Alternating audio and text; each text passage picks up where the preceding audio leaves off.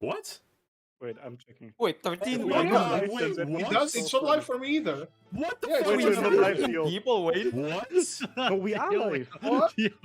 Bro, What? King of We have Panels has like Oh, gifted like 5 stars. Go back. Oh Go back. my god! What the fuck? What the fuck? Hold on, wait. Go back. What the fuck No, happened? no, we are live.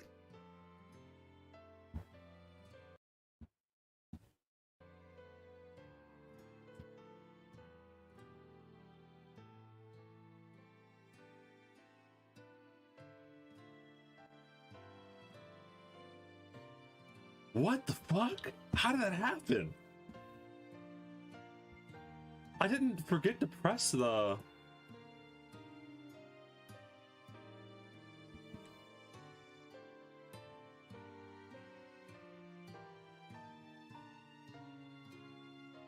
Anyway, you did a whole ass intro without starting.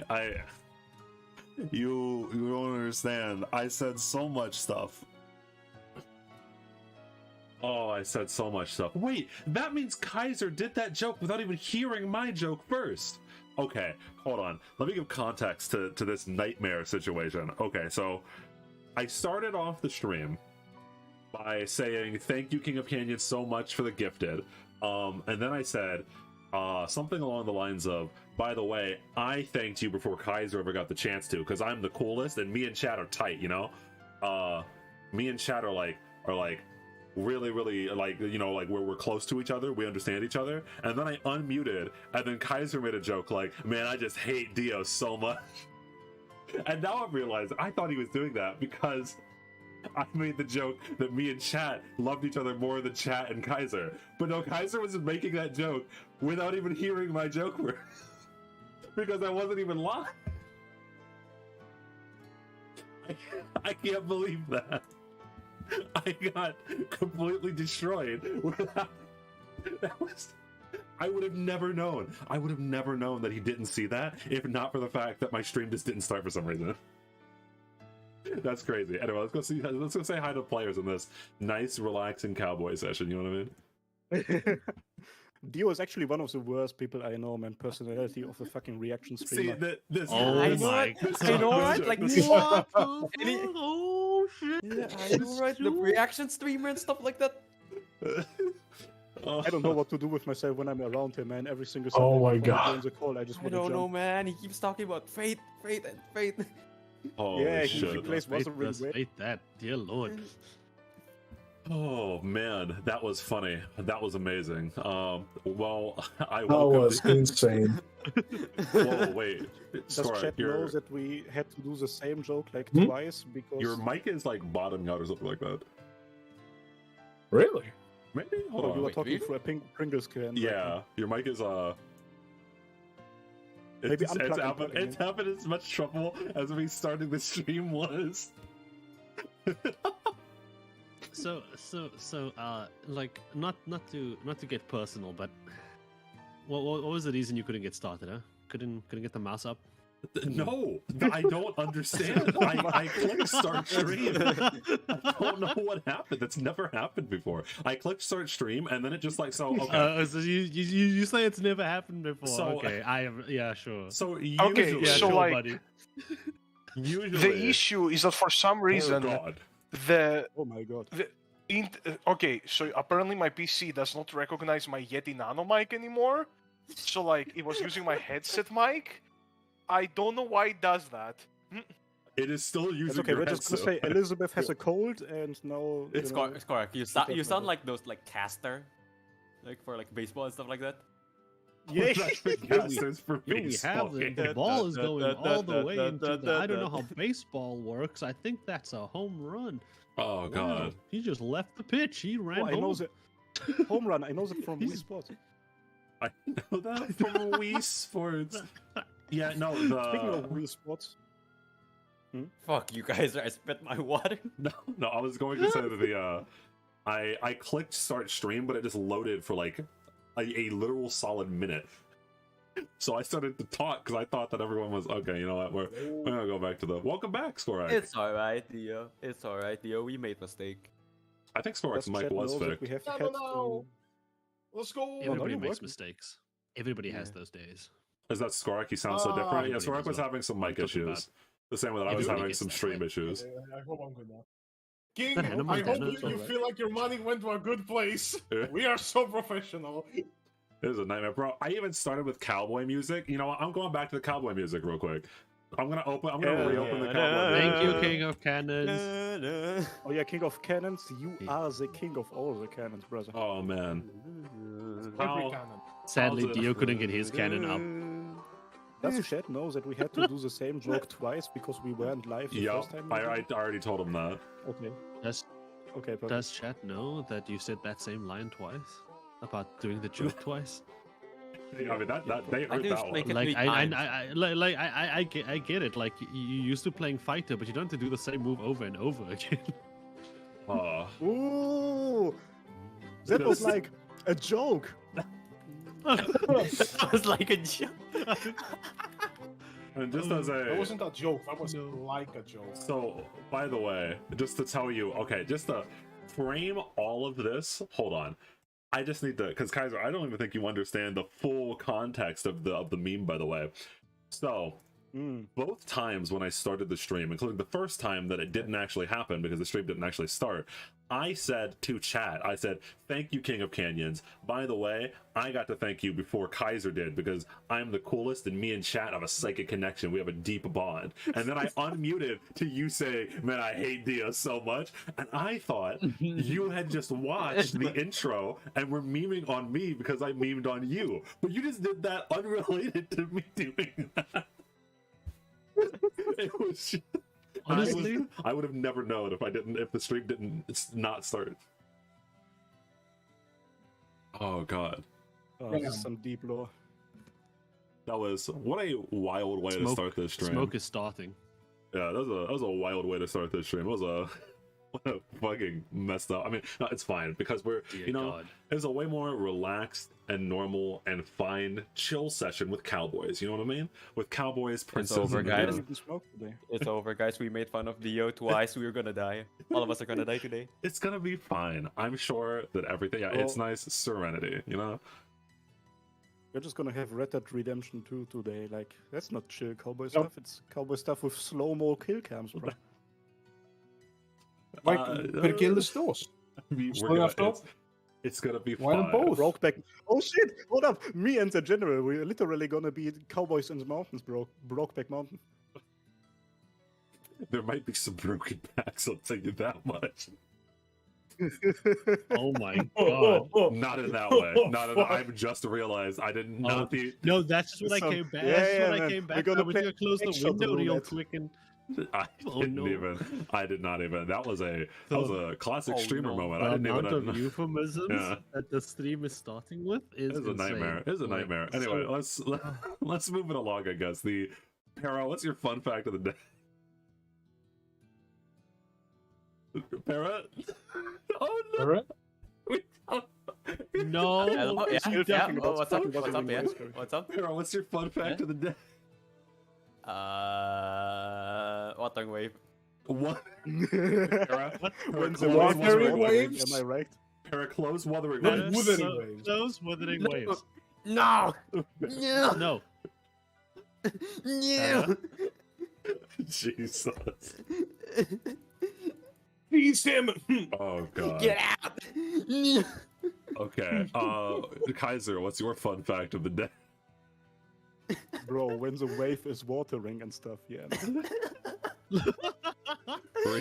Risu, please. I Risu. forgot Bim's like the stream name. I forgot the name. What let me see. Risu, She- please, I forgot something. please save it. Shoot. Please Within save my it. waves. Me? Yes, please give us an actual fun fact of the day. I have another Noah fun fact of the day. Okay, Uh, okay. Fun fact about Noah this week is Noah knows Elvish, but that's not the fun part. Noah learned Elvish because he wanted to impress Elvish girls, elf girls. Did it work? Did you get laid? No, I mean, look on the bright side. after his last relationship fell apart, he's kind of like been like not really accepting of another relationship since then. So I mean, look on the bright side, Visu. I learned Celestial. and I don't know what the fuck that is for. Look at the bright side. I learned Celestial. I don't know what the fuck Celestial is. What's I'm the sorry language that you that gods don't have speak? any bitches, bro, but I have a different language, man. Yeah, but I haven't seen it used. Either from like the thing you slap on like the door. Huh?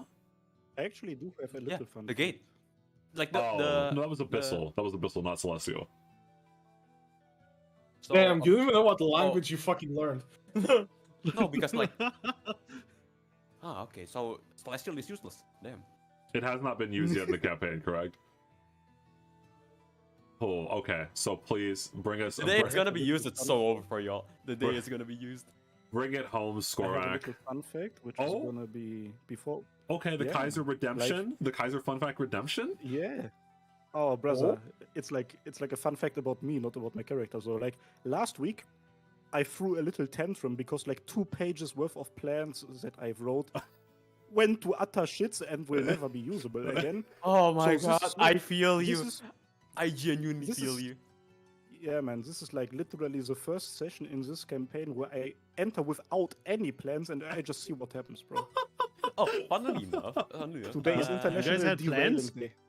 funnily enough, yesterday at like 3 a.m. I couldn't sleep, so I texted Dio. I sent him all my plans, and it was like in a notepad. I didn't like edit it for him, so I just like copy paste the notepad. That's it. So he had to like rummage through the notepad.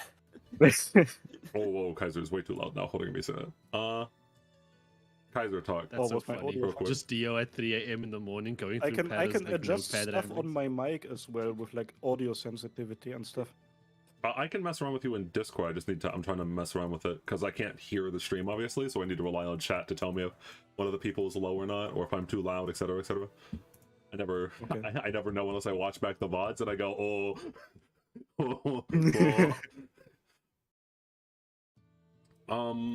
You are louder now, without being ear blasting. You were at 70, now you're at 83. So we'll see how that works.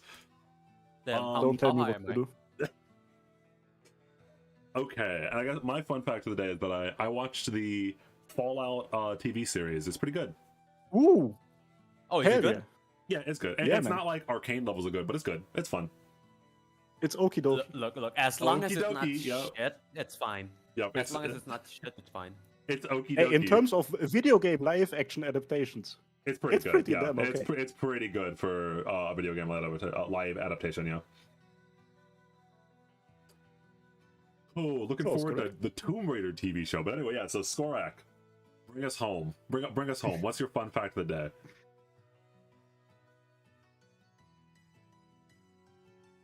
Oh no. Whoa, not, Wait, bro, don't jump on the that fun one, fact Skorak. mention is just like people disappear, bro. Bring us It's home. Honestly, you just a fun fact, people's gone. Our home is Uh, gone. No. It's gone. Fine. A It's fine. rock. I'll give you a fun fact. I'll give Okay. you a fun fact. Fun fact of the Ooh. day. So guys, I started playing Wuthering Waves like 3 days ago. I haven't touched my Premiere Pro in like 3 days. Yeah. That's it. That's a good Thank you all feeling. for listening to my TED Talk. Oh, dear. another fun fact. Xdefiant is a very good game and it's gonna be the COD killer. Preach.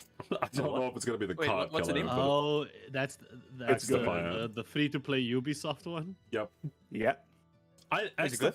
Xdefiant's fun. I don't know if it. I'm like slightly worried to see how much actual success it will have in the long term. It doesn't seem like it's been picking up, and of course we don't. It's not on Steam, so we don't have like Steam charts to tell how many people are playing. We'd have to rely on Ubisoft because you can only get it through, I think, the Ubisoft launcher. But like, yeah, Ubisoft Xdefiant is fun. I'm just like, It's really fun, yeah. yeah, I'm just like slightly worried it doesn't have longevity. Yeah. I mean, if you just look at the numbers on YouTube, it's doing okay. Okay. I mean, like, how much, like, Or are they killing fish? Oh, no. I'm like slightly worried it's going to be like, what was that other game that was the finals? How is the finals doing? Is it Yeah. still doing okay, It's or gone. did that game It's fucking doing die? fine. It is. It's doing The fine. finals game charts. I'm still It did much laughing. die. Why are they killing fish? Yeah. It's not as good as like the early days, but like It's still going. It's I still mean, going. like, it still has 12,000 concurrent, which is enough for the game to be alive, but Yeah, it's not the one. when you're looking at a high peak of 250,000 players and your now concurrent is around 10k, you know, that graph is not looking too good. All I'm seeing is minus 60,000, minus 30,000. The players are just going down and down and down. And this is exactly what I was talking about when I was worrying about Xdefiant. The numbers are probably high on YouTube right now, but the game just came out last week, right? So like, it feels like a game that will probably die out within like a year, which is not good. I don't know. Like, Is it especially finally with how working well... then? Yes. Aha. Oh my god. Welcome Oh my back. god. Did your internet die this time? Welcome back. No, it's my mic. My mic is being fucking wacky. Oh, Oh, fuck, he was actually just... Oh, no. that's no. unfortunate. But okay, but Yeah. but you're back now, though. Okay, you're I back. lie. So Skorak, Okay, I please think. give us think. with your wonderful fixed mic that will work fine for the entire session. Please bring us home and give us the last fun fact of the day. All right. My fun fact of the day is that apparently we are not the only Fate live TTRPG show on YouTube, and I learned that today. Yeah, Kaiser informed us that there are a couple more Fate D&D campaigns running around.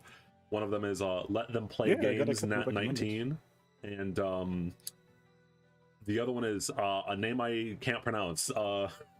Vortalite? It's 97. Vortalite 97. It's called Fate Eternal Wait and Sure. Fate Solar Shadow.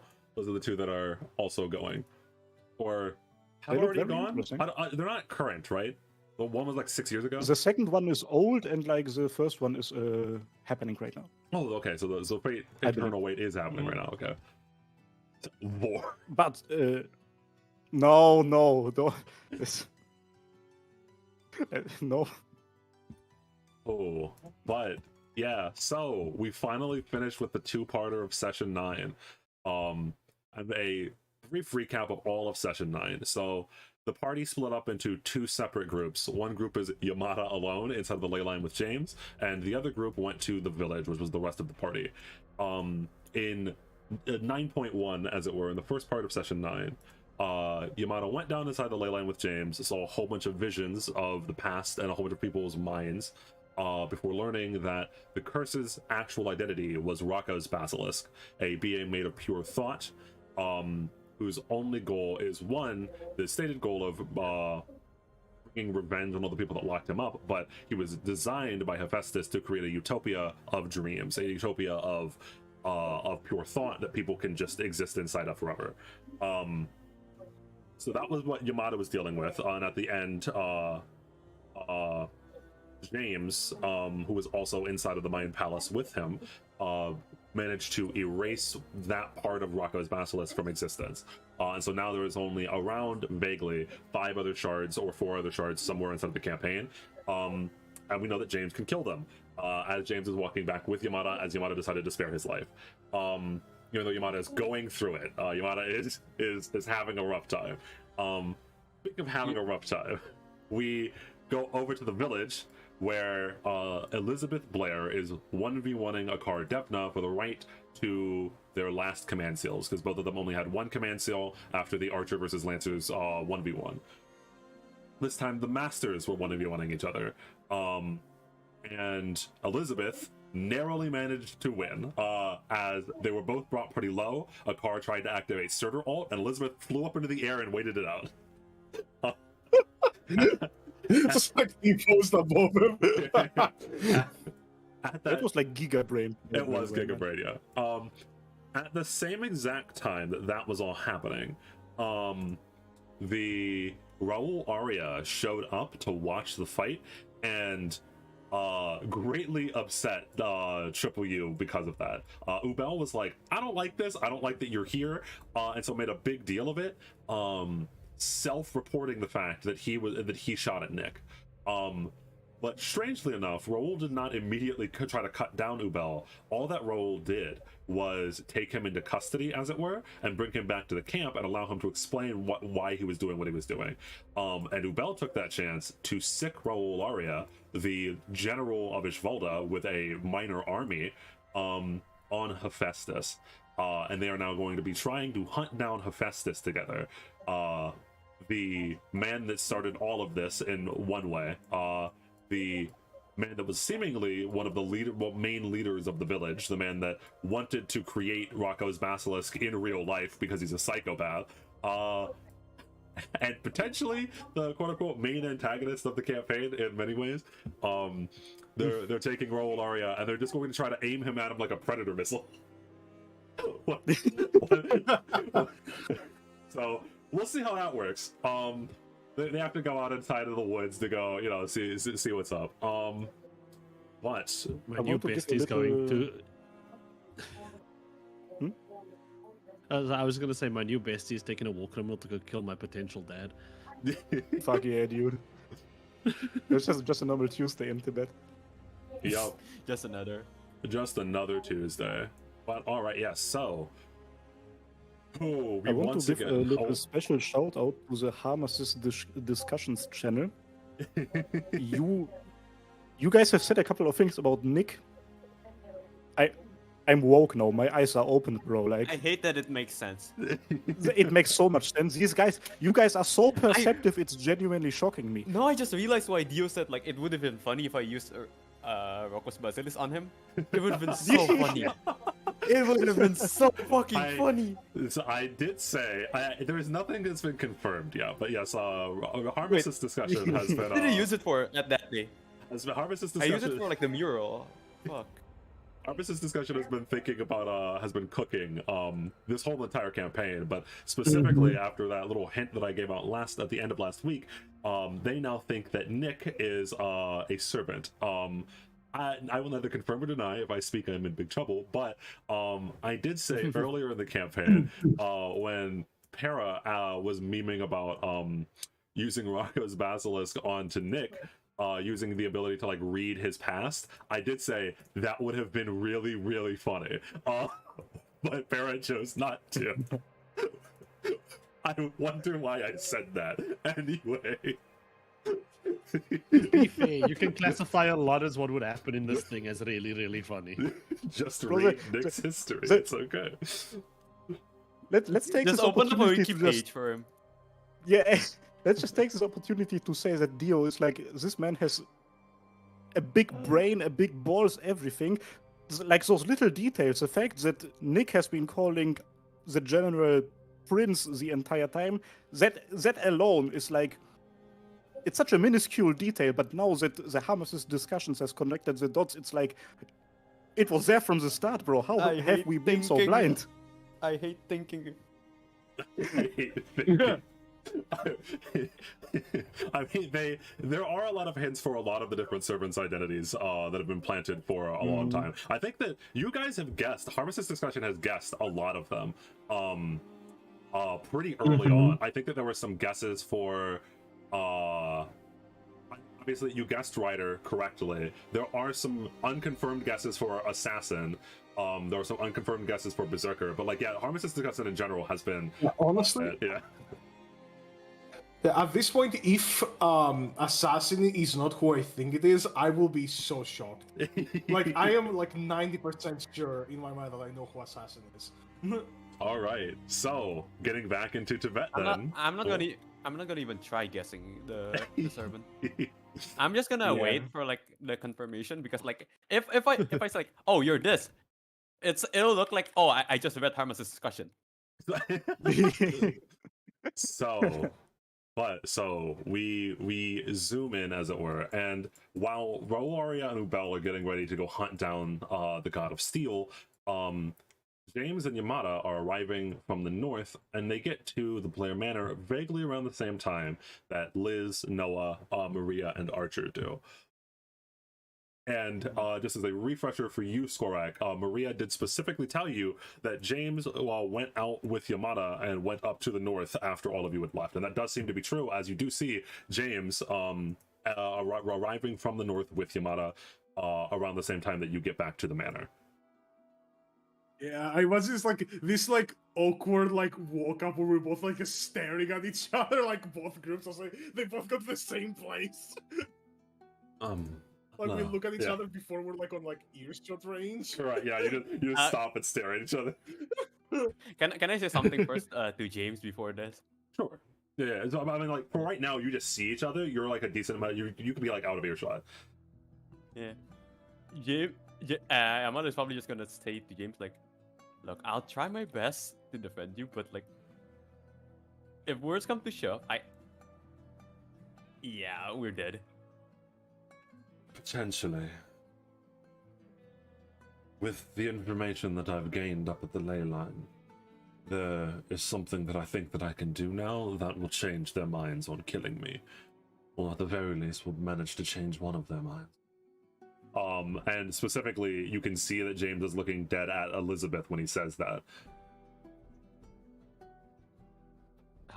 Speaking of looking dead, I'll try and defend you the best that I can, but I won't hold promise. Thank you for that. As we go into earshot, just greetings, GMs. May I get an explanation for what exactly happened? James? Hello to both of you. It's the first time I'm seeing you, Noah, since, well... I thought you...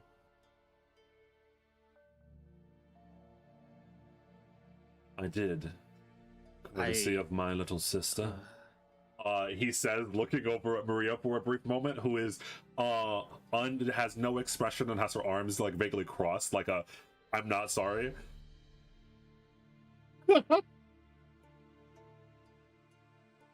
I remember that you tried to help me. I also remember that you tried to stop me. And even though I probably wouldn't have changed what I did, at least thank you for attempting.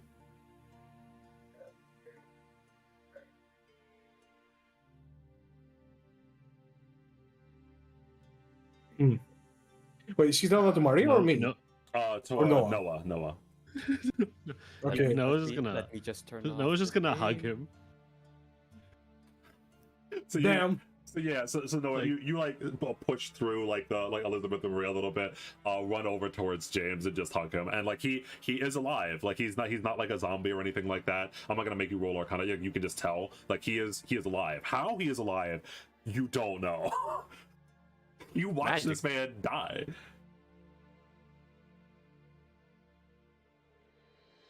Line shenanigans. Oh, something like that. I actually owe my life to the priest.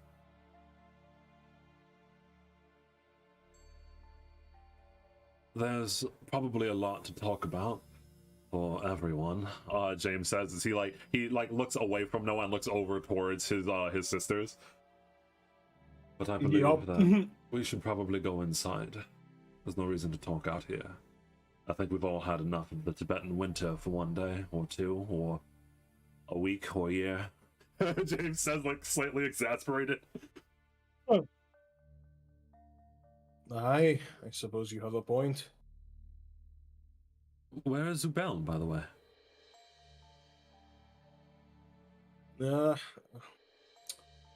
Ubel did some Ubel things, and he's now a prisoner of Ishvalda.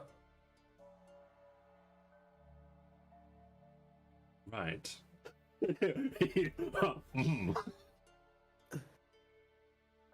I'm sure that there is a lot to talk about. Essentially, yes, there is. She was about to gonna start like explaining everything. It's like, you know what? Fucking let's just do it inside. Yes, we should one thing at a time, I think. As James like nods a little bit to like not anyone in particular, just like yeah, one thing at a time. As he slowly makes his way over towards the manor. All right. Yeah, we're gonna go in, prepare some tea for everyone. Yes, and after a long day. What a wild ass day that was. You all finally arrive. It's like vaguely the evening, back to the Blair Manor. And I mean, like, the Blair Manor is not like Buckingham Palace or anything, but like I imagine, especially when that wave of warmth hits you as you actually enter inside of the manor itself, it's like, oh, okay. Oh my god. We are safe here. We're in a safe house. We're at the bonfire. Nothing can hurt us. Bit? No comment. But at the very least, there's probably a wave of warmth and a wave of calmness finally as you get to what feels like a safe space, and are surrounded by familiar scents, familiar nice warm tea. I bet Noah, who again is not used to the Tibetan winter, is like, "Oh God, warm tea, warm house? Are you kidding me?" Yeah, he's so happy. Even And James, no snow could be this cold. even James, who was born here, is like he like snuggles down in like one of the couches and is like, "Oh God, oh, thank you, it's over, I'm done." Ooh. Yet then, I suppose everyone should recount all of the relevant information while, you know, while Yes. everyone's here, before everyone starts going off to different places unannounced. Well, we've been separated and shattered, and still are with Ubel in Ishivalda, of all places. I guess I should start off with what exactly happened. I went down was going towards the center of the ley line, when my dearest sister stopped me because she thought that I was betraying the family. And after an altercation, she killed me. I have Albert Romano, and he like looks around to see where Albert is, because Albert should be somewhere inside of the manor, to assumingly thank for reviving me. After which I took some time to think things through, for I had a long chat with Yamada. And that was when I, well, nipped our little problem in the bud, as it were. What problem, Left to be you in precise? charge of him. Oh, the whole Yamada being possessed. Ah, yes. Well, as I'm Yamada sure... at this point, like he's. Sorry, yeah, I was just about to say, like, basically Yamada is just silent. Is it? As I'm sure that you can tell, it's not like I've betrayed you, sister. And he's like a little on edge when he says that, and he's like looking over at Maria. Yamada is still not possessed, and he is still our ally, as he has always been.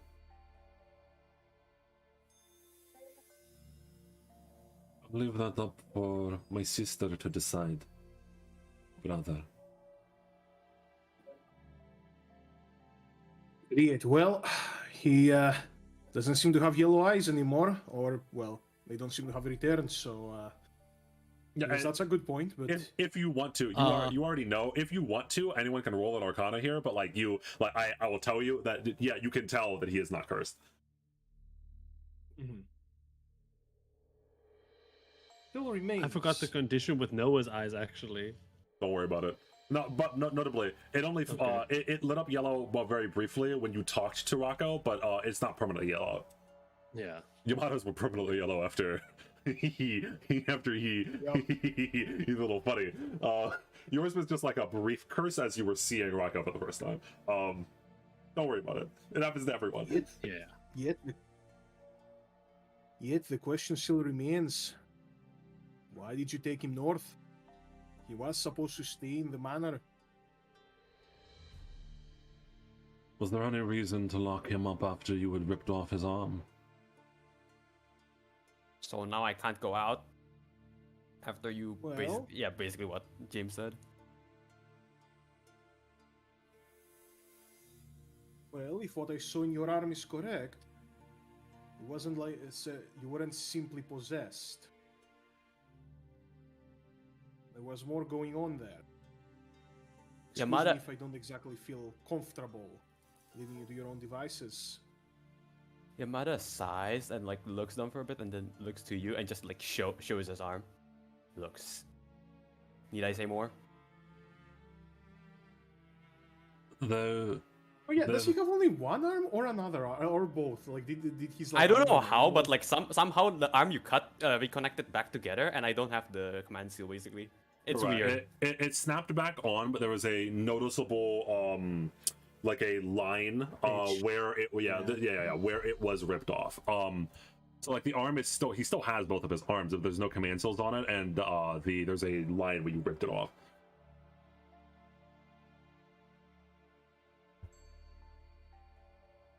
Look, there is no reason to be alarmed by the monk. I went out to talk with him, in a sense. We had something to discuss about the monastery, about this place's past, about everything. And after we are finished with our discussion here, there's something that I wish to try.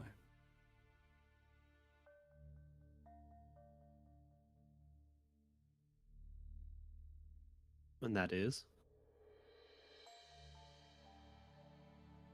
If I mention what I want to do now, I believe that our conversation will end and our communication will break down once more. The fact that you didn't even know that I was alive until just now is enough to warrant us having a discussion between all of us, an open discussion. What have we been doing? What are our plans? How has the war been going? What are our next goals? If we do split up again, which might be necessary, I want us to some extent, work as a unit. Together. Great. Well, I suppose if that's your goal, then fine. I'll start. I wish to win the Grill War, and wish for Roko's Basilisk to become impossible to be thought of by him. You don't know that. It's Oh, funny. Yeah. You don't know that his name Rocco's Basilisk. That was probably a slip. Yeah, Yeah. it's fine. Sorry. And I wish for the curse. I know that it's a being of thought, and thus conventional weapons cannot kill it. I don't know what would happen if I simply wished for the power to kill it from the grill, but I don't want to leave anything to chance, so I've altered my wish to something that will kill it.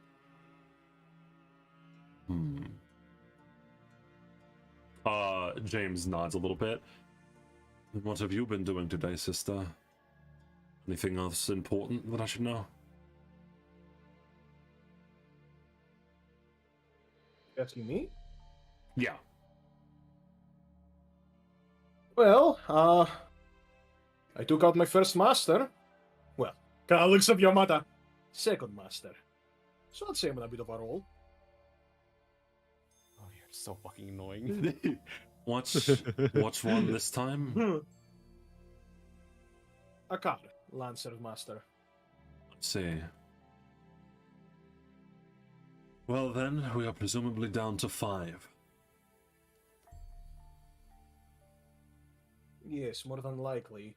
Although we never did learn what class Yamada's servant was. Yamada, what class was your servant? Just so we know which one is out of the game besides Lancer. Don't know. It didn't tell me. Your servant didn't tell you its class. I think that servants tell their masters, so they don't tell their names. It was Like your potentially story, Yamada. potentially hiding inside of Yamada. I didn't using even. As you can see, as I told you before, I didn't even notice it. I believe that if it was what we think it was, it'd probably be caster or assassin, or even berserker. But we know who assassin is, so that leaves. No, it's not assassin. It's not assassin. It's definitely not assassin. Yes, probably caster then.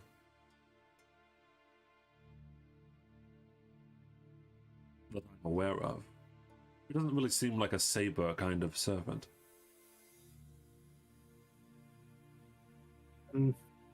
Yes, I do agree. Taking out Saber as easily as that would be too convenient. We have no information on Saber still. Archer briefly materializes in like the back. She's like drinking tea, like some of your tea, Elizabeth. You don't know where she got it from. As she like briefly materializes and looks in. Saber is a little bit overhyped, if you ask me. Who wants to play with swords anyway? As she like walks over towards like a brow. she Like just, as the sword wielding master. yeah, she just comes in. Fuck Saber. Anyway.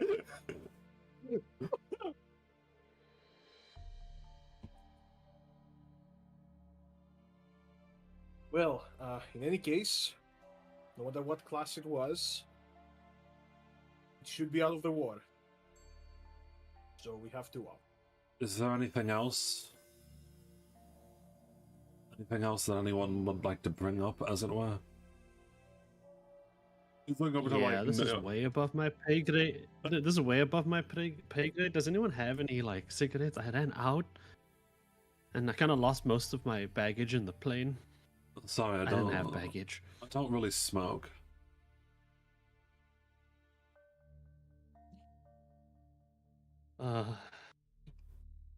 Elizabeth, do you have any? like James like looks over like quite. Well, I know who Assassin's Master is. Oh, Sorry, Bards. yes, bards.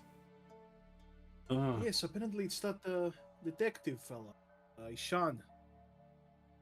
Interesting. Ishan, man that's been asking around for Lydia. No one has much information on him. We don't even really know where he came from. He's supposedly working with the Russians, but he's seemingly very incompetent at doing his job. He's been there for what, multiple days now, a week even, and he still hasn't found a single girl? Why does he? Why does he want to get into the inside of the monastery then? If he's just looking for a girl. That is right. I remember you telling me that Assassin broke inside of the monastery. Why? I believe that Ishan is more than he appears to be by the eye. Just as a reminder, because it's been a while for Skorak, the only other thing that you're not mentioning, and you could just like, it might just be that you don't think that it's important for James to know, but the Rakshasa thing, James does not know about yet. But besides that, yeah. And also for Noah, the only thing that you haven't shared, and again, you don't have to, just a reminder in case you've forgotten, was you talking to the smiling man down inside of the depths. But besides that, so Skorak, Ishan did tell you the reason why he was hunting down Lydia was specifically because apparently she's basically a walking bomb. Is that her magic will go out of control eventually, and that she needs to be brought back into her family. Yes, actually, the whole Lydia thing. Perhaps you could help with that, James. So, from what Ishan told me, Lydia is very dangerous, and that's why he's searching for her. Something about a magical bomb or something? Her magic will destroy a lot of things if out of control. If I could find her, could you perhaps, I suppose, examine her magic? Tell me if that's true or false. The magic circuits will go out of control. Interesting. There are a couple of diseases and or magical curses that could do such a thing. It isn't out of the realm of possibility. Maybe that's why he's been delaying. Perhaps he doesn't want to make her blow up, as it were. Perhaps. But it still remains to be seen if he's telling the truth, so... Quiet. Do we go after Assassin also... next, though, or...? He seems amicable, at the very least, not hostile. See, I actually did have a plan for Assassin. He doesn't seem to like his master much. And, considering everything he's told me, there might be a way to go after him without, actually needing to fight at all. See, he wants command seals for his contracts. With 4 of them, he can achieve a true manifestation. Then he doesn't have to listen to Ishan, and Ishan is effectively servantless. He has... The reason why I wanted Dakar's command seal. He has 1 so far, correct? He has 1. He needs 3 more. Like James looks between Liz and Noah. He doesn't know how many command seals you have between each other. He Well, doesn't- I have 2 at this point. And I think, no, you did tell me that you don't have any anymore. I didn't tell it. Yeah, Right. he beat around the bush a little bit. I think that you were Liz Yeah. mentioned something about Ryder, and Noah went, ooh, I completely, yeah. I was like, oh, change the subject. Yeah, but then the Okay. subject got changed over, and then the car fight happened. At this point, I have 2, considering the one I took from a car, and I'm not exactly sure how much Noah and Ubel have between each other. James's looks at Noah. James's eyes look over. Yeah, everyone looks at Noah.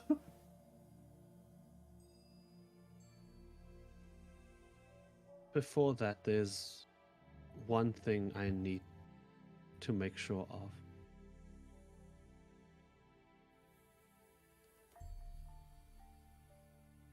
Yamada, you said Yamada was a master, correct? Yamada? Well, he was. Not anymore. I don't even know I was a master. Okay, out of character, he was actively trying to hide his command seals from me. Like, can I tell that's bullshit? Well, I mean, if you remember, you can, but like, if you remember, you failed the whatchamacallit, the insight roll or whatever, I forget what it was, perception roll. That was to know if he was a master, but now I do know he's a master because I saw the command seals. Well, if you remember if you remember how he was hiding it, it was that the tattoos were hiding the command seals itself. So as whatchamacallit, as we were talking about before, it's possible that the servant Ouroboros was hiding the fact that he was even inside of Yamada to begin with, and that's what Yamada was going with. Is that as far as Yamada knew, he didn't even know that he was a master. As far as you can tell, he might have become a master as late into the campaign as when you guys went down and revived James. Because that's when Yamada like fell down to the ground after talking to nothing. So it's possible that he like literally just became a master very recently and didn't know. So it is reasonable with that but yeah. Spooky music is playing. Yeah. oh boy. Oh yeah, no, I continue. Yeah, but I will tell, he was a master. He doesn't have any command seals anymore. So, not a master. Interesting. And why is that And you did it. interesting? Oh, side note, actually. Because I met somebody. Oh yeah, I was gonna say, and also side note Yeah. for Noah, you do know that there are more than 7 servants because of what Nishio had told you about. Remember, he had listed all of the whatchamacallits, and there were 8 of them, not 7. Yeah. Because I met somebody. Ooh, my dad. And Like- potentially, I think Lucille called him Daigo. What did he do? The leader of the monastery, I've spoken with him before myself. He seems like a very... Oh, he tried to kill me. May I know why? Because he had to get rid of other masters. James narrows his eyes when you say that. Daigo is interested in the war. That's something of note. You don't think that Daigo is a... like, James looks over towards Elizabeth like a, uh-oh. Yeah, like, Elizabeth is bro, like, well, if he was, then I suppose we need to figure out how the fuck we're gonna deal with him. Yes, if Daigo is a master, that is not one man that is easy to cross. The only one that would be more difficult is probably what, Raul Aria? Imagine him being a master. Yeah. You sure he doesn't? I don't think We he hope is he a doesn't. master. It's unlikely that Raul is a master. If he was, and he knew that he was, at the very least, he would probably use his servant to immediately take control of the ley line by any means necessary. Well, I mean, I don't think Isn't that Daigo what be he was honest, doing? Like I he was. would agree with you there, but I don't know. Raul has become a little more complex in my mind lately.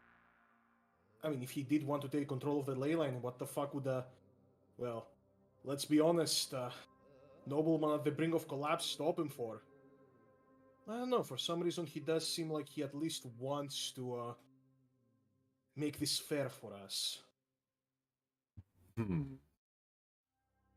I've heard weird stories about the butcher before, but his tale is too complex to understand, especially from an outsider's perspective. We'd have to get someone on the inside to. James like stops and thinks, realizing that Kaiser is currently literally on the inside and is literally their man on the inside talking to Raul right now. Maybe Ubel was more complex than we initially thought. He like screams his eyes and he looks around. So I cut you off the last time we were talking about him, but like, does he have a plan? Was this intentional? Bill always has a plan. His problem is that he half-asses it. He's always in a state between giving up and not giving up, and that makes him unreliable. I do not want to rely on Ubel for anything. He looked like he had no plan. While while you all are talking and stuff like this, can I just touch the sending stone for a bit? Sure. Look, Yamada is just gonna touch it. Is Daigo there? Like, all the this is a very funny. No. I'm not gonna like let him like listen in or stuff like that. I just wanna like ask him something. Oh. Tell him something. All that. This is okay. You touch the sending stone, Yamada. Oh man, this is so funny. I didn't even. This is a very unintentionally funny timing. Please don't tell me he's already dead. I want to kill him as well, at least. So, all that you hear when you touch the sending stone, and like everyone's just having a nice chill session, relaxing. We're just talking to each other. All that you hear is snap, crunch, and then the sound of breaking, as if someone's bones are being crunched and molded together, and then the sound of liquid slowly pouring out from something. There is no person responding.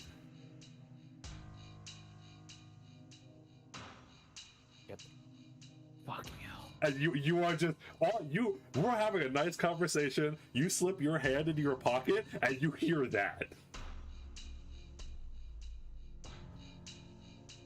Yamada is gonna stop touching the sending stone now. Okay. Yeah. Okay, we pretend. Anyway, Something- Yeah. Hold up. I was gonna just say, I was gonna say something doesn't make sense to me. Because Daigo, I don't think he was a master, but he was trying to remove the others. But Yamada was. So maybe Yamada was like me and he didn't know that he would become one. Maybe he didn't even know he was one. Daigo may have been using him. So, my point exactly. Yamada is just like silent there. Like, for you guys, he might be like realizing that his dad betrayed him. For him, oh shit, I think my dad is dead. Wait, how the fuck Daigo died? Isn't he immortal? He is. No, we don't know what the fuck was happening there. Yeah, you have no There idea could be what's anything. happening. You have no idea what's happening. No, fuck. You have If I have Roko, I'll be like instantly like running out of this manor, like running straight to the monastery. Oh, as a reminder I'll link this in both content creator discussion and the normal Harmacists discussion. These were the list that Nishio gave. This was the list that Nishio gave for the masters. Just as a side note. Yeah. Is there something wrong with my mic? Didn't was saying I'm meeting my mic right now. What? You are? Oh, your mic is like a little messed up, but like it's mostly fine. Okay. Gulag, thank you. What? You'll check Holy audio shit, balancing? Gulag with the Okay. 10 gifted. Oh, give me 1 second. Thank you, Gulag. So much love. Oh shit, I'm today, gonna man. unmute for that, bro. You guys Thank you are so much. amazing. No, Dom. Oh, So, no. well, I've been, as I've been doing everything else, the score. So I do know your mic, while it's not like completely broken, it has been like the volume of it's been getting a lot quieter and then a lot higher, well, repeatedly over the session. So like sometimes you'll get really loud, and then I'll make you, yeah. So like right now I made you quiet, and you got It's a super seizure quiet. every now and then. Yeah, so every now and again it gets Wow. like really loud, but like so I just have to keep I like don't know, I have to keep like moving your volume on Discord, because every time you get loud I make you quiet, and then you get quiet and then I make you loud. But anyway, it's fine. Oh, that sucks. Let me see if I can like disconnect and reconnect and if it's gonna fix it, because my PC has been really fucking with my mic right now for some reason. Oof, that's rough. Just don't move the wire. Just don't move the wire. Oh my god. No. What the fuck? All right, I'm I need back. s- Hopefully it's fixed now. Yeah. Welcome back to Tibet, Para. Your plans have not been ruined yet, as I understand them, but Thankfully, my plan doesn't involve Daigo. right. But man, that's So- hey, what's going on in the No, monastery? like, Oh, no, like out of character, I'm genuinely concerned. not like fuck the plan. I'm genuinely concerned. Like, what the fuck is going on there?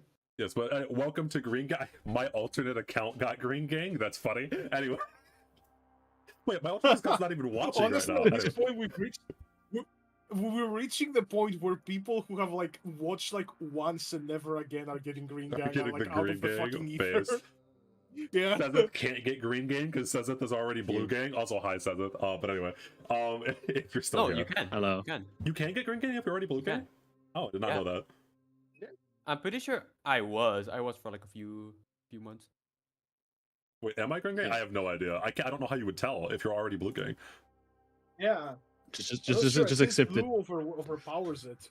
Yeah, I was gonna say like you might be Green Gang, Yeah. but Blue overpowers Green Gang. So There's the tree. There's You the have tree. the There's badge the next tree to the beside it, motor yeah. badge. We have one gray. We have one gray gang. found welcome, them. welcome Tona, the last Gray Gang. Anyway, the oh god, where were we at? Keep Gray alive. Yes. Oh, so we were talking Yeah. about So yeah. Noah was talking. Yeah. When he says that, yeah. I was gonna look over to him, to Yamada. Well, I'm sorry then. I thought that maybe you were trying to play us, but it seems like you were the one being played. I don't blame you. Like Yamada looks around. I don't blame any single Guys, one of what you. the fuck? Even though chopping Who like my me? arm was a bit too far, but I don't blame you all. Thank you again, Gulag. Thank you for King of Canyons as well. That was a very funny. What back-to-back. is happening with the memberships today? I We have don't 20, know. 25 people watching. It's not Yeah, not enough. today like, I we're just don't fucking. know. Oh, there you go. just There you go. making I got rain, one. I don't know. I got Who are one. all of these people, bro? Wait, hold on. What the fuck? 26? Thank you guys. What the fuck? Yeah. Thank you so So- much, everyone.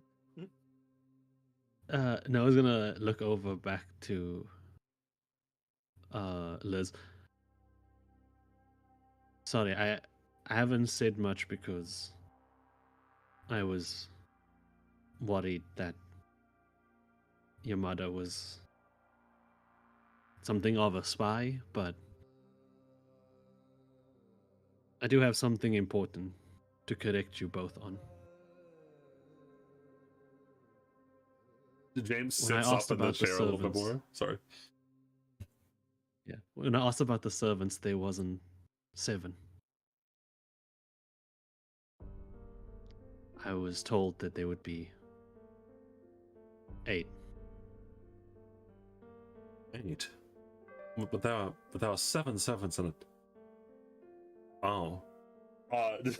James like he immediately goes into like a thinking pose, like he's like Yamada just like tries to like imitate James, like start thinking, well, Dio, if I touch the sending stone again, is it like still Just the cracking sound and of stuff no, like that? it is just now. It is just the sound of like a liquid slowly moving across the ground. That's all that you hear. I'm just gonna say stuff like, Dad, you there? There is no response. However, actually, then roll I'm me, just gonna, roll me like- perception. Actually, Okay. Uh, Do not. I'll fuck go this get up. water real quick. I'll be right back. Yeah. You first can, you can roll do of that. the session, Well, baby. Roll me perception. Do not fuck this up. This is really important. Okay. Do I hear anything? Or do I need to reroll? There, you would need to reroll to hear. All that you hear is like there's some muffled things going on in the background. You do have one reroll I'm percent. You're rerolling. All right. I'm You're rerolling. using the 1 hero point reroll. I'm probably just gonna like talk this whole session. So I'm just gonna Okay. reroll. All right. So you still can't make out the voices because, and you can tell that they're voices now. You can hear voices in the background, and oh boy. So Yamada, oh god, I have some bad news for you. So Yamada, you are It's the fastest, listening. isn't it? You are listening in, and out of everything, the voices you can't really tell, but you do know that there are at least multiple people. Beyond that, after they're done talking, you hear step, step, click, step, step, click. That same noise that Hephaestus made with the cane when he was chasing you. Now, all that means, in theory, is that there is someone with a cane inside of the monastery room that Daigo was in, but it's like a visceral reaction. Like, you can't, like, your memories flash back before your eyes. I really just want to like run to like the monastery right now. I genuinely want to just like run right now, like the monastery. Fuck. Is Kodak back? Yes, so now I'm back. Yes. I was Okay. about to ask. I was about to ask Daigo something as well. Fuck. Yes, and so you know, and by the way, we haven't even talked about the Hephaestus boss fight, which only Noah and Ubel know. But you right now have the information that Hephaestus is still alive. That is, you even without seeing him, just hearing the step, click, you know that he's out there. Yamada is just gonna whisper to James, is tomorrow we're going to the monastery. I think something happened. I just had a bad feeling. James narrows his eyes a little bit because he's still thinking about the 8th servant thing. But then he like nods over towards you. Right, of course. Anyway, the 8th servant, that could be any number of things. I've heard of there are alternate classes that can be summoned, but they're very rare. There are a couple that I can think of. That there are a couple If that I can Yamada's think. servant Sorry. was the curse, that does sound like something that would be summoned in a very weird way, doesn't it? Correct. Any number. Alter Ego, Avenger. It could have been summoned in any one of them. I doubt he would be a ruler. Well, I suppose there's I do something have- still standing, then. I do have a way to narrow it down, at least to the people.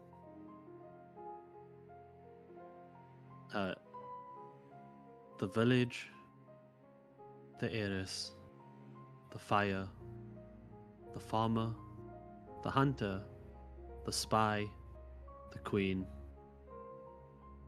and the experiment.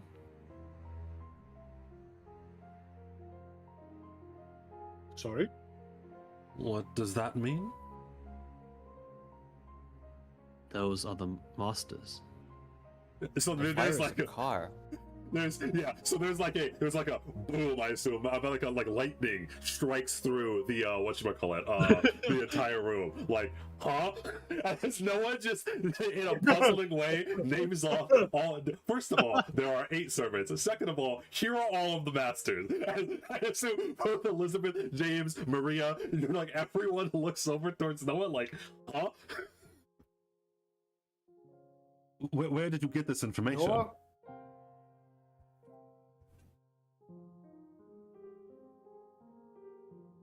I'm gonna sound crazy when I say it, but I was in a cave and there was a door, and then there was a man in a room, and he took questions for questions. Yamada, you A know. smiling Puts a man. hand Yeah. in Noah's shoulder. You are right. You do sound crazy. No, Yamada looks toward Noah. A smiling man. I mean, yeah, he did that a lot. Took questions for questions. Where Wait, was if this? he's Question telling the answer, truth, question answer. If he's telling the truth, doesn't that mean the fire is a car? Hunter is, I'm assuming Ubel. Then I'm the experiment. Do you know Ubel's a master? Yeah, I know because like you said, you guys admitted. I never. No, you guys said it like a few sessions ago. I remember. It was I mentioned remember in you this said conversation as well. it. Yeah. That I it was, remember you guys at the mentioned it, like- very least, that it was Ubel. I don't know if he knew that Noah was a master, but that, it is what it is. I think Oh, okay. I think Yamada knows that Dear like Lord, you the two have like a different complications. servant. You two have like a different servant. All of these like mind games are like Yeah, catching yeah, up yeah. with us. I We think- don't know what I everyone think- knows. I think the It's only all thing Yamada catching up. knows is that Ubel has a servant, you has a servant, and like you two have like different servant, and then Liz has a servant, Squark has a servant basically, and yeah. Wait, what I want to ask is, Yamada, why did you identify with the experiments so readily? When we went out, me and Yamada talked about his past. Yamada, and like James looks over towards you for like some confirmation, like, and you could tell what he's trying to tell them that you're a homunculus. He's looking over It's to see just- if you're okay. I mean, you could say it's just plain guessing, I guess. Daigo tried to send me in as probably an experiment. I concur with Yamada that Yamada was an experiment of sorts. And you can tell probably by now, Liz, I won't make you even roll anything like that. It seems like James and Yamada were talking about stuff, but it doesn't seem like they're too like willing to talk about what they were talking about up there. But it also doesn't seem that related to specifically the stuff that you really care about. It seems like they were just talking about Yamada's past, which is technically true. I'm gonna look at James and I'm gonna be like, James, you wouldn't withhold information that could threaten me in the future, right? Not unless Trust you. at the very least, not unless I thought I had a good reason. You always have a good reason, Maria says. It's on the corner. Damn. No one getting flashbacks. Yep. Moving on. Alright then. In that case, I think I can identify pretty easily with the heiress. Who's Oh, the queen? yes, if you're the heiress, then who is the queen? As Well? James says that, In- Archer waves from the In background. matter of fact, Anyway, sorry, continue. in matter of fact, that I've one thing I've been meaning to ask you all, especially you, your family, I guess you could say. The day James broke the gate, there was somebody that broke into the inner monastery, and I just want to ask. I do not hold any grudge. I just want to know. Who was it?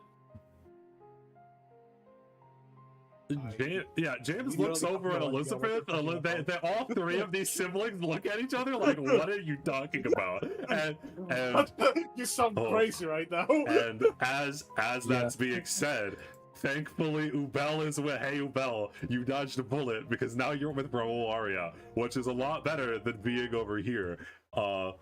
Okay. Grace Blair walks into the room. Oh, Was I just. It was Yeah, me. Oh, mother. I went Huh? to the inner monastery that day.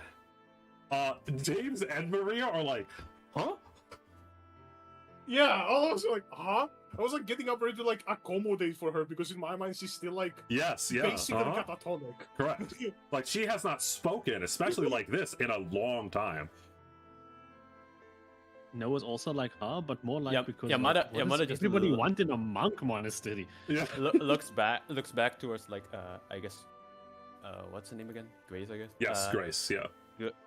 Good evening, ma'am. Like do like like head bow a bit, basically like just respect. So the Grace Blair, the person who is, and you've all seen her around the manor, especially obviously the Blair family has, but like even like Noah and Yamada have seen her. She just kind of like aimlessly walks around with dead-looking eyes for most of the time. Doesn't really say anything outside of that one instance where she was specifically talking to Ubel and Yamada. And she was saying some weird cryptic shit. But even then, she only spoke for a little amount of time. But now, as she stands before you, she has like this regal-esque air, and the Blair family members would remember that she used to always carry herself with pride, and after what happened with her husband, she kind of like was defeated, you know what I mean? She kind of walked around aimlessly, if she even walked at all. She mostly just sat down. But now as she walks into this room that you all are in, there is this regal sense about her again. And she's gotten herself all dressed up in one of her nice looking dresses that she used to wear before she stopped doing anything and stopped caring about anything. That a little bit of that fire is now inside of her eyes as she's staring down towards Yamada. And you don't know where this came from, Liz, or obviously James and Maria obviously Yeah. don't know where this came from either. Yeah, I'm just kind of like looking between her and like Yamada. I don't know if I should be happy or like, oh cool, the mom's back. Why is this happening? Correct. Why is this happening? Yes. I went to the monastery that day to inspect something. I wanted to make sure that everything was the same as I remembered it to be. And when she's saying that, she's specifically staring down at you, Yamada.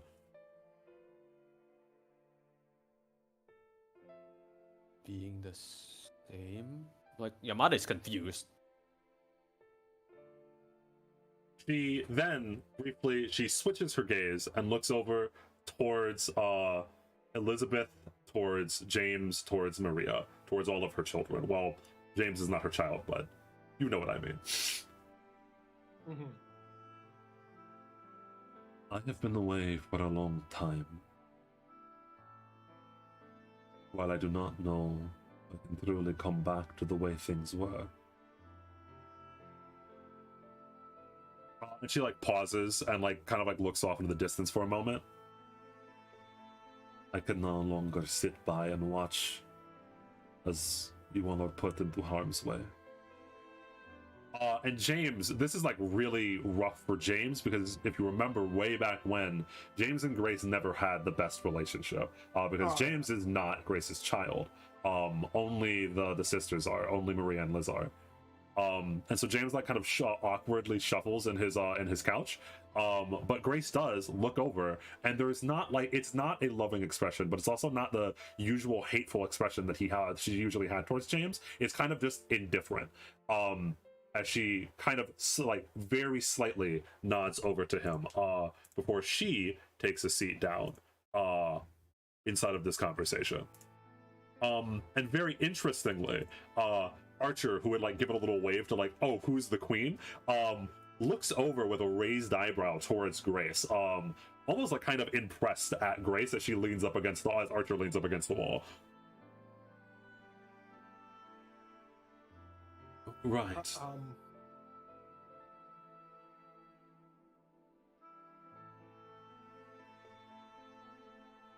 Like, she doesn't know what to say. It's Yeah, like, yeah. what the fuck do you say? Come, Elizabeth. Yeah. Sit down. You are the heiress of the Blair family. Don't let something as trivial as this choke you on. And she gives you like a very soft smile. A soft smile that might even bring back memories to when she used to do that before she kind of left. Just gonna take a deep breath and sit down.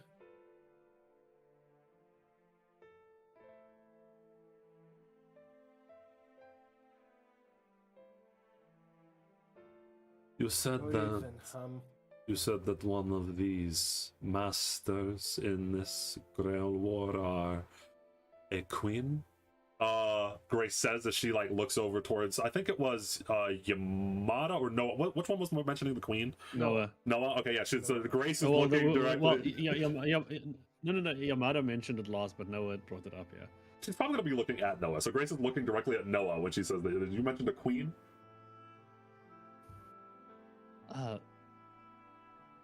Yes, ma'am.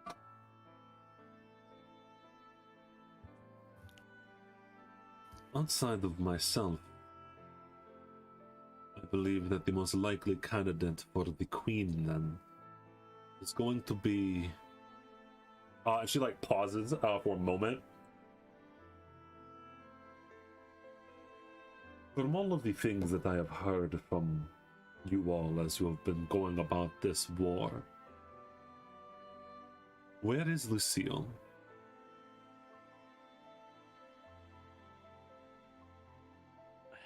Last I saw her, she was down in the caves, and she was the one who sent me to the monastery, I'm pretty sure. Well, I do not know if this is true, and she is certainly not a queen by birthright. Lucille fits the description. I believe that Lucille is a master inside of this war. However, she is not someone that you can take lightly like a Kardevna. Grace says as she like looks over towards Elizabeth.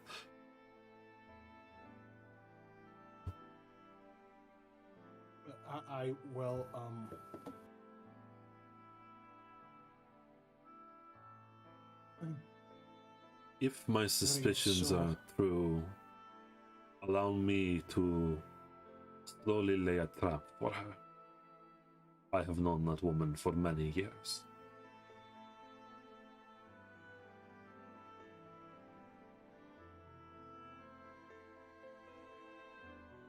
I mean, if you are laying a trap for her, she did ask me for something. And I don't know why. But she wanted Daigo's left eye? When you say that, immediately Grace narrows her eyes on you, and like it's a like cold, hard stare from a very seemingly, at least self-important, potentially dangerous person as Grace is staring down at you. Yamada like I was gonna raises drink his brow. tea immediately while like the cup Yamada is like raises shaking and his it's like Daigo's eye. Weird. Like her demeanor changes. Like she pauses. Weird. Nothing of note there. Didn't Lucille also tell us, Liz, that to take? Fuck, I forgot the name. Oh, give me a minute. I forgot the name. Festus. There you go. Wait, what did she tell us to do? Take something Hephaestus, blah blah blah. Hephaestus, I forgot. Hephaestus's Take something bracelet. Hephaestus. His bracelet. Yeah, there you go. Ah. Well, that ship has sailed. You don't know that, Well, but his- yes. Yeah. I don't know that, but you know. No, you should know that because like we. Well, no. we You know met that her, you know like, that his after the bracelet, but you No. don't know that the bracelet's destroyed. That ship is sailed. Oh. Ubel and Noah destroyed the bracelet. Carry on, Yeah. carry on. But you can mention that. So Yamada says like, "Hey, wait, Elizabeth, didn't Yeah. Lucille also want us to steal Hephaestus's bracelet?" Noah. No, Noah's gonna like for a moment he's gonna look smugly down as he says, "So she wanted that bracelet, huh?" Aye, that it seems she did. I broke it. Oh. Grace again narrows her eyes at you, Noah.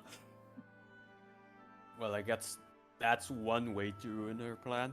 Hephaestus is not the type of person to allow someone to break something like that.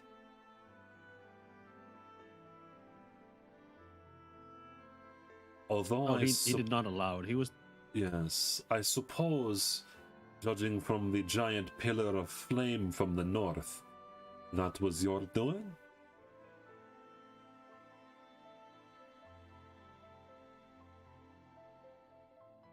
Noah's kind of thinking about it. He kind of wants to take credit for the giant flaming. Yeah, that was me.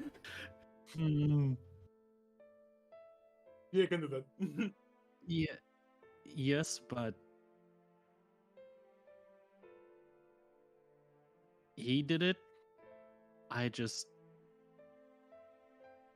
may have forced him to stay in his own giant flaming pillar. I see. James is extremely surprised when you say that.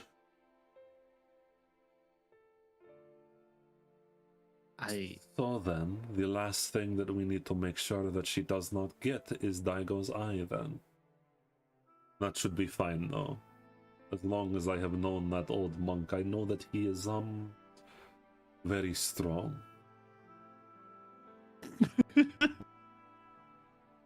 I'm sorry, that's so funny. Well, fair enough then. Although, Mother, if I may, you have been out of it for a while. Are you sure you would want to, well, go after Lucille? She closes her eyes for a moment, and there's a brief second of the fragility that she had shown for so long that comes back. Almost as it's like she seemingly is like she's very tired. Like it's been a long time, and then she takes a deep breath and then opens her eyes with that same resolute expression that you're so used to seeing from her. There are some things that we must do, even if we do not like them. I cannot allow you to continuously dive into danger when I sit on the sidelines because I am sad. I can lend you my servant if you want. That should help. Grace stands up and then walks over towards you, Elizabeth. And for the first time in a very long time, Elizabeth's mother holds her in a hug. She is your servant, Elizabeth. One that you summoned with your own power, and one that you command.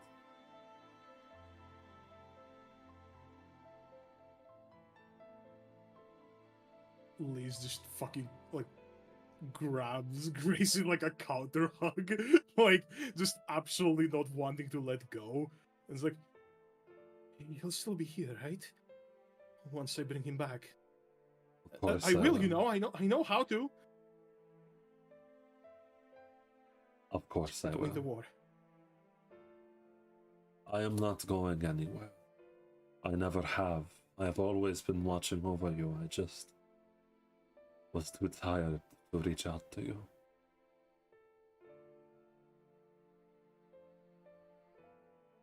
And Liz will probably just start bawling her eyes out at that point.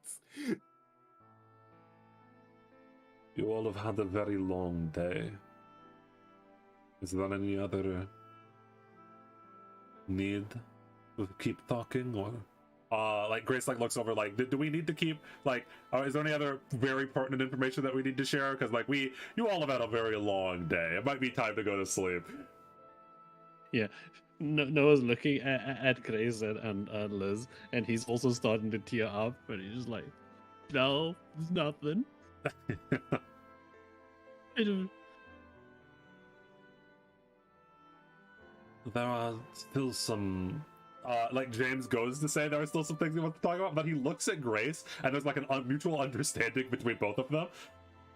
Anything can be said in the morning, James says. As again, James is kind of very like awkward around Grace still, but he stands up, he looks at her as she's still embracing Elizabeth. I'm glad to have you back. And there's a long pause, and this surprises Maria a lot. Even though we have had our differences, I'm glad to have the Blair family back together. And again, Maria is uncertain about what's going on. Very much so. As Grace, a lot of the reason why Maria dislikes James so much is now seemingly fully accepting him back into the family.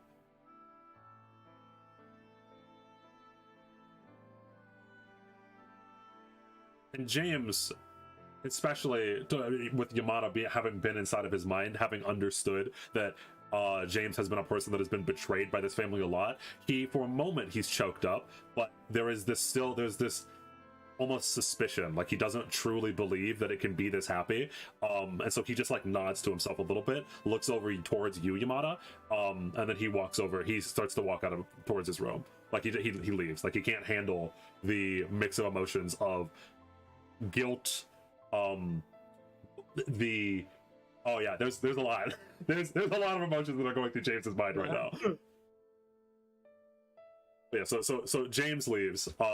Maria, who is she like watches James leaves, looks back towards Grace, and then she slowly slinks off towards her room as well.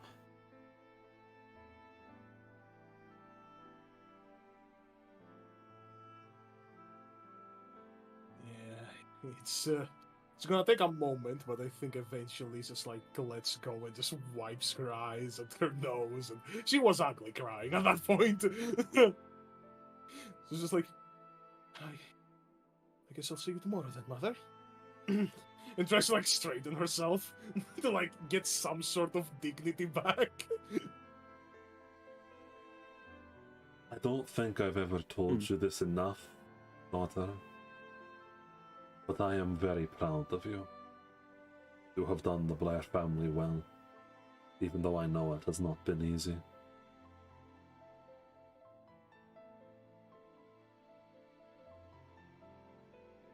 Thank you, mother. And she just turns and goes. She just, that's enough like emotional outburst. She can't like handle more in one day.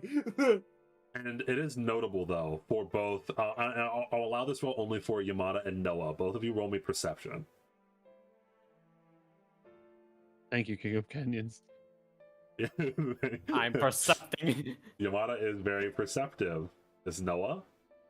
Yes, both of you pass. And so it's notably, and sure, her expression is soft, but there is like, while all of her children, including like James, was very choked up, Maria is always kind of expressionless, but even she was shocked, and even Maria, who had her emotions stolen by the Rakshasa, her expression softened a decent bit when Grace stepped into the room. Grace, however, has been rather stoic the entire time, and maybe that's just kind of the person she always has been. You don't know. You haven't been around Grace for as long as the Blair kids have, but it is just like slightly weird to see Elizabeth like ugly crying and then walk off, and then Grace has this stoic poker face as she watches her daughter walk off, and then her eyes look over towards you two as the last two people that remain inside of the room. And now you die. Now you die. No, it's just like the first impression that you get of this person as she finally like really actually comes to the campaign, as it were, is that she is a rather cold person, or at least she appears to be that way.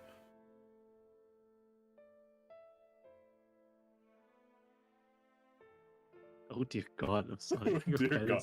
Just trying to get everyone Wait, up. so how many people are inside the room right now? Inside of the room is only the three: Grace, Noah, Yamada, and Archer. I was gonna say something, but the problem is that there's still a lot of people, so I'm just gonna wait. Yamada is just like there, like contemplating. So yeah, and so Grace, she also slowly goes to leave once Elizabeth has left. But as she does, she stops right as she's about to pass whatever you were sitting on, Yamada, and she puts a hand on like the back of the chair that you're on. Remember what I told you. You can't escape your fate. And Noah, you don't know what the fuck she's talking about right now.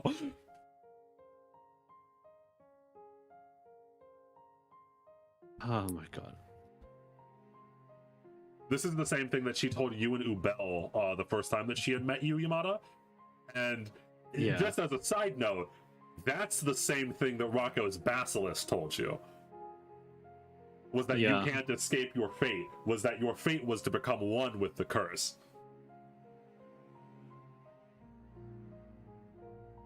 Fuck! Yamada's gone through it this session. Oh, no. So how many people are there left? Archer It's Archer and Noah. Archer and Noah, and you and Grace. Yeah. When Grace starts leaving, Noah's also gonna just get up and start. Before going to that, like Yamada Accident. like stands up from this chair, like, Noah, can I ask you a favor? Yeah, sure, anything. What's up? Whatever happens afterward, whatever happened in this war, whatever this is, you're still going back to America, right? You're still going. I'm assuming you're going back, right? I mean, yeah. Been a couple days. you- Probably gotta Can tell you my mom take where I've somebody? been. Can you take somebody? I mean, I don't know how I'm going back. To be honest, my ride might be dead. True, but Wow, that is a weird thing to think about. yeah. Can you promise me one thing? Just after all of this thing dies down and this war finally finished, can you take somebody? Can you take somebody with you? Who? A friend of mine. I mean, I kind of need to know which friend. He's Like, and then we have to he's sort out. he's from the monastery. He's from the monastery, so you wouldn't know. He wants to be a rapper. Yamada like putting like air quote because he doesn't know. A rapper. Oh, you trying to stick a unsuccessful musician onto my couch in my apartment? Look, it's. Can you? No. I've been here before. It's always, I just need a few months to get my stuff sorted. Then I'm out of your place, and then next thing you know, you're chasing them out. No, in fact, I'm sure you won't make it. I'm not musically gifted or stuff like that, and even I know he's not that. I just want him to like go outside, go outside, see the world. That's Because nice. because I promised him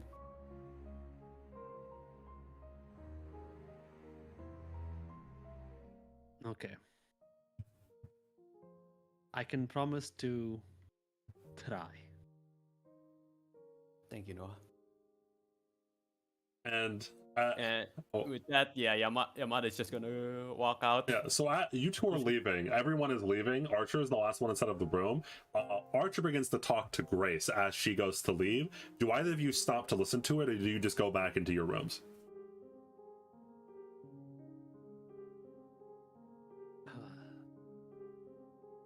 It depends on what point, the first word at Archer this- says as Yeah, we are at leaving. this That's point, my because question. Like, because yeah. Yamada at this point doesn't really care about the war, but Mhm. I care. Archer, well, she starts off the conversation, and by the way, Archer and Grace, just the vibes that both of these people give off are very similar. And Archer looks at, like, cocks her head to the side and looks over towards Grace. That's not entirely true. Destiny is only what we make it. And then Grace stops and then looks over towards Archer. Do either of you continue to listen, or are you just like going? Apparently, they're going to be talking about destiny, as it were. It would be funny though if like Yamada and Noah just like started to walk out and then they start talking and then we just like Both of back you and like just sit stop. down. Yeah. we're like leaving. You want to do Like, that? stick our heads, You wanna do that? yeah, stick our heads back in. Yeah, Like, what the fuck's happening? So do both of you stop, or? Yeah. yeah. Okay, so both of you are In leaving. fact, we sit down. We sit down again. Yeah, and both of No, you I'm not gonna sit down. both of you are going to leave, and then Archer begins to talk to Elizabeth's mother by saying that destiny is only what we make it. And remember, this is in response to Grace saying that Yamada can never escape his fate. And Grace stops. Yeah. What does a being that isn't mortal anymore know about fate? I was never mortal. Don't know if you missed that part. I'm not like you all. Maybe fate does exist for people with such short lives. But as far as I see it, fate or destiny, it's same as any of your other mortal concepts that you made up to make yourself sleep better at night. The world is full of chaos and anarchy. Always has been. Nature can't be controlled by something like fate. And Grace, she had just stopped and turned her head. She fully moves her body and is like full on looking down Archer now.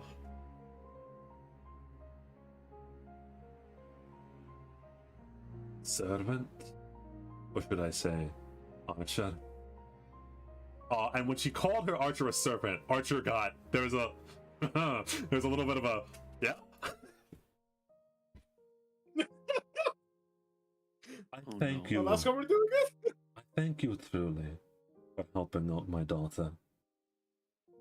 But, knowing vaguely what you are, I know that you're not helping her out of the kindness of your own heart. I know that there will probably come a day when you think that it is advantageous or funny to betray her.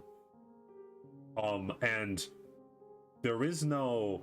Roll me perception, both Noah and Yamada. Can we share I notes? can't even write notes in. I can't even write notes in peace. Can we share notes? You are watching like a fucking the best sitcom right now. Oh fuck.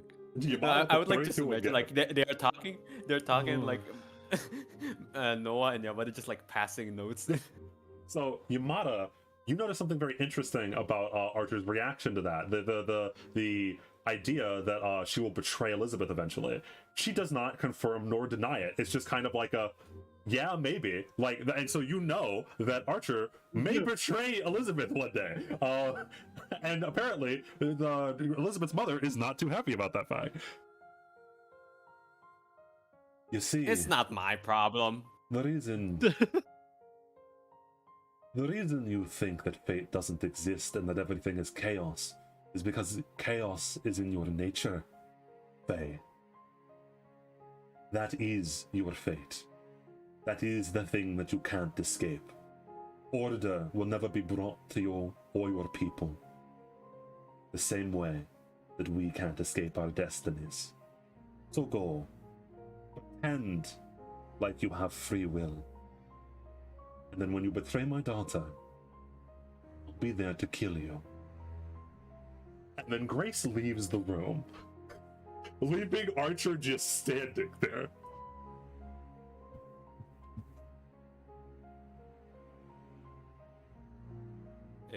Is Noah gonna do anything? Because it's too awkward to leave right now. We skedaddle. No, we skedaddle. You know, like it's too weird to. You know, that's why we have to skedaddle. No, Yamada just look at Noah and then Noah's just is gone. looks There's at an him. outline where he was. Well, yeah, Yamada's just gonna also skedaddle. As Grace Blair truly enters the campaign. Anyway. Oh no. Yeah. Oh no.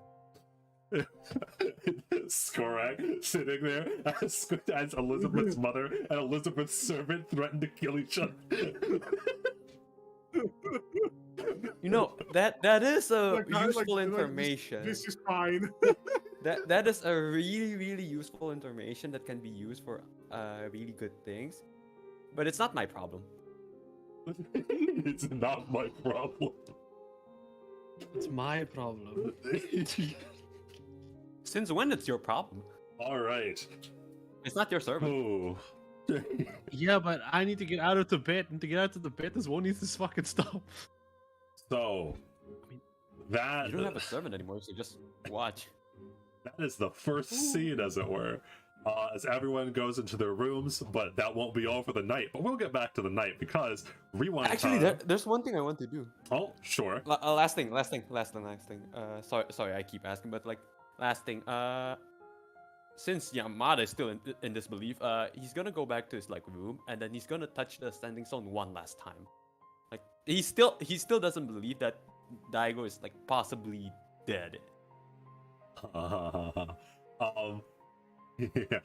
As you touch the sending stone this time, you hear Yamada. Why are you contacting me? Has something changed? I thought you died.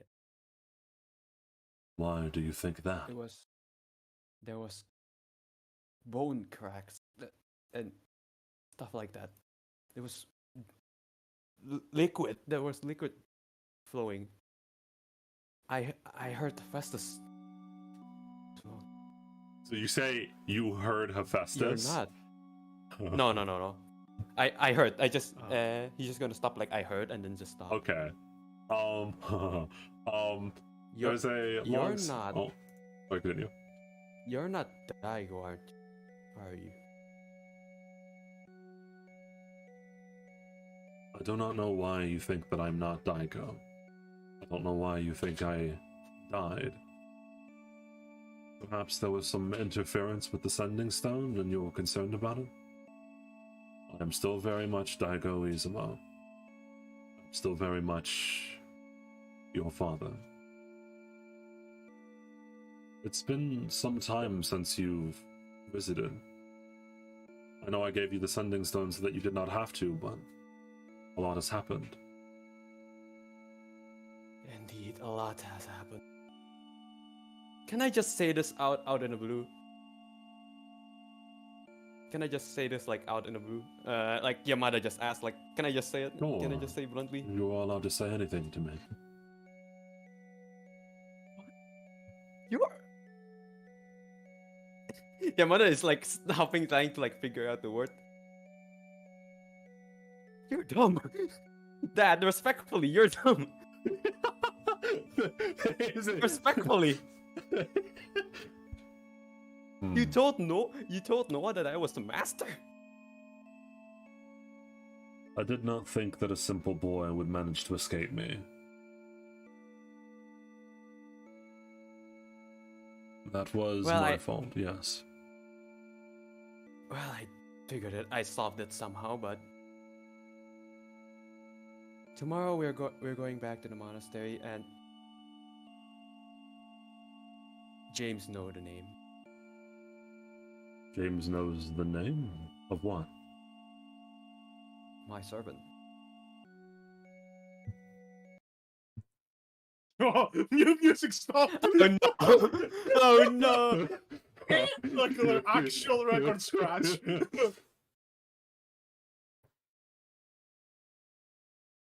He knows the name Ouroboros. Dad, we need to talk tomorrow.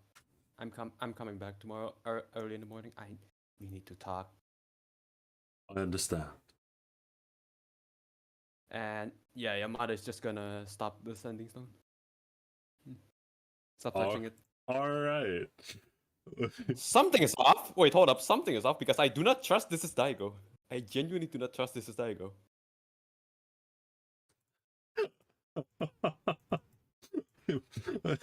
I know Daigo can't die. I know that's a fact. I know Daigo can't die. But why the fuck is there Hephaestus there?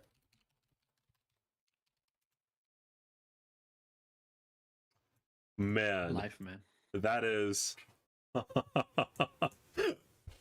Oh, if I do love, no one is. A lot of people have not trusted Daigo since the very start of the campaign. Now we're like, now we really don't trust Daigo. I mean, I kind of trust him. I still. If Kinda. anything I've learned from this campaign is don't trust monks.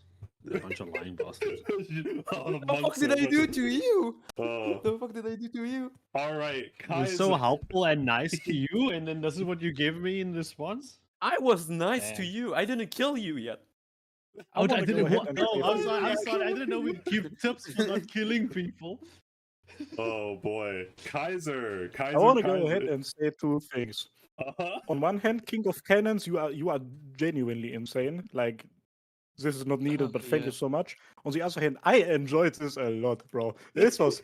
I have emptied like half a bag of chips while listening to you people. I wanna say, if I would have been present there, the perception button as Grace was speaking, I would have rolled the shit out of that. I was Because speaking of Daigo, we know that parental figures in this campaign occasionally are a bit manipulative. This was interesting. You're Bro, correct. Liz has so many fucking layers of like abandonment right now. She would trust. No, that's Grace. understandable, If yeah. Grace told her to jump off a bridge, she would do it. I mean, to be Well, that's fair, understandable. to be Like fair, for Elizabeth, yeah. it's understandable, but like, It is interesting that on one hand, it does seem like Grace is being a little bit weirdly manipulative, but on the other hand, she did just say, she stood up for Elizabeth to Archer and says, I know that you will probably betray my daughter because you are Fae and you are chaotic, and if you do, I will blow out your brains, right? So there is so even if she's manipulating her, it seems like she truly does care about her children. Or maybe that it just keeps going down and down, you know what I mean? Who knows? You could never tell. It's an NPC in Tibet. I'm gonna sit here for the next however long Ubel's thing takes, trying to figure out how to tell a master something without their servant knowing.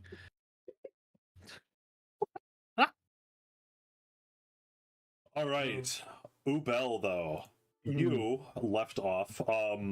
You were inside of Raul Aria's room as Raul Aria had just walked out as he agreed to hunt down Hephaestus with you. And you had saw, I believe, a picture of him, young Amir, and Raul's parents, and Akar and Amir's parents.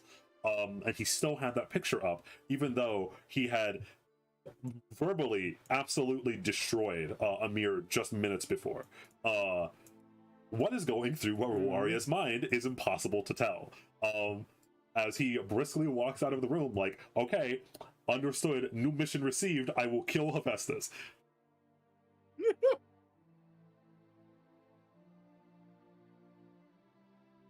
Do you do anything else inside of this room, or do you just like walk out to follow? Like what do?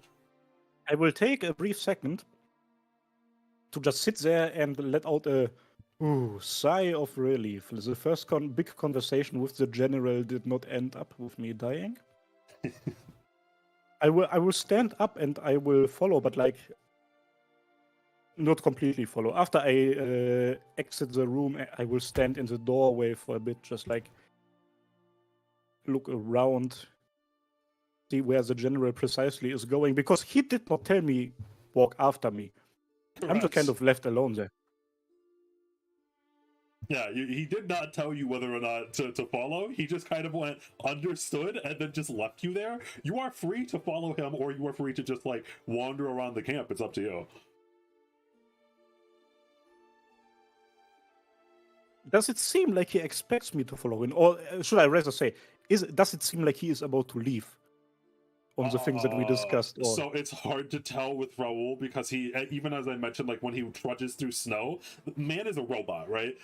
Man just goes forward with a constant soldier stride always. So it's hard to tell whether or not he meant to like walk down the hallway or whether he's leaving to hunt down Hephaestus right now. You can never tell with him. He goes forward in one direction.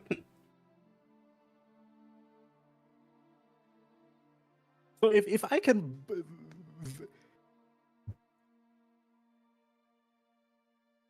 If I can see the exit, then I'm gonna watch the exit of the camp in order to see whether he leaves or not. If so, I'm gonna go after him. Until then, I'm gonna go to Nick. Okay. Well, so you're inside of an office right now. From the office, you can't see the exit. And roll me a society to see if you can ask around to see where Nick is.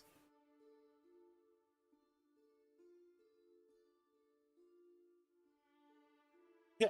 You ask like one of the guards, and one of the guards points you in. It's not.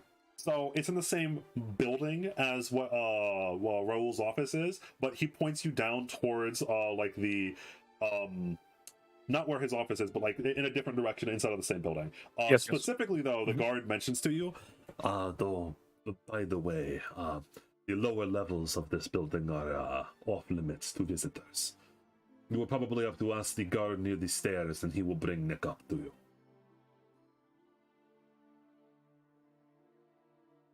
Thanks for the advice, and glory to Ishvalda. Glory to Ishvalda. So it's something that you go over to the guard at the stairs, something like. I do, yeah. Yeah, and so you talk to. Oh, whoops, sorry. Did you say something? Yeah, well, I was basically about to act it out, but we can just skip over the question. Oh yeah, you don't need to like the guard's just gonna listen. It's a guard. Like we can do it if you want to. Like your guard's just gonna. Yes, I see. But so he calls for Nick. And eventually, it takes him like a minute or two. But eventually, you hear the sound of footsteps as Nick comes up from the whatchamacallit. And you, by the way, notably, as you walk through, as I mentioned before, these buildings that Isvalda has set up do not actually look like a fortress like they do on the map because I had to use Incarnate, so I don't have exactly the things I want. They're almost like airdropped metal cubes more than actual buildings. I mentioned like they're very like brutalist. Like everything is metal. The walls are metal. The ceiling is metal. And for that reason, you're fine with it. But like it is very cold because it doesn't conduct heat very well. Or like it doesn't hold in heat very well.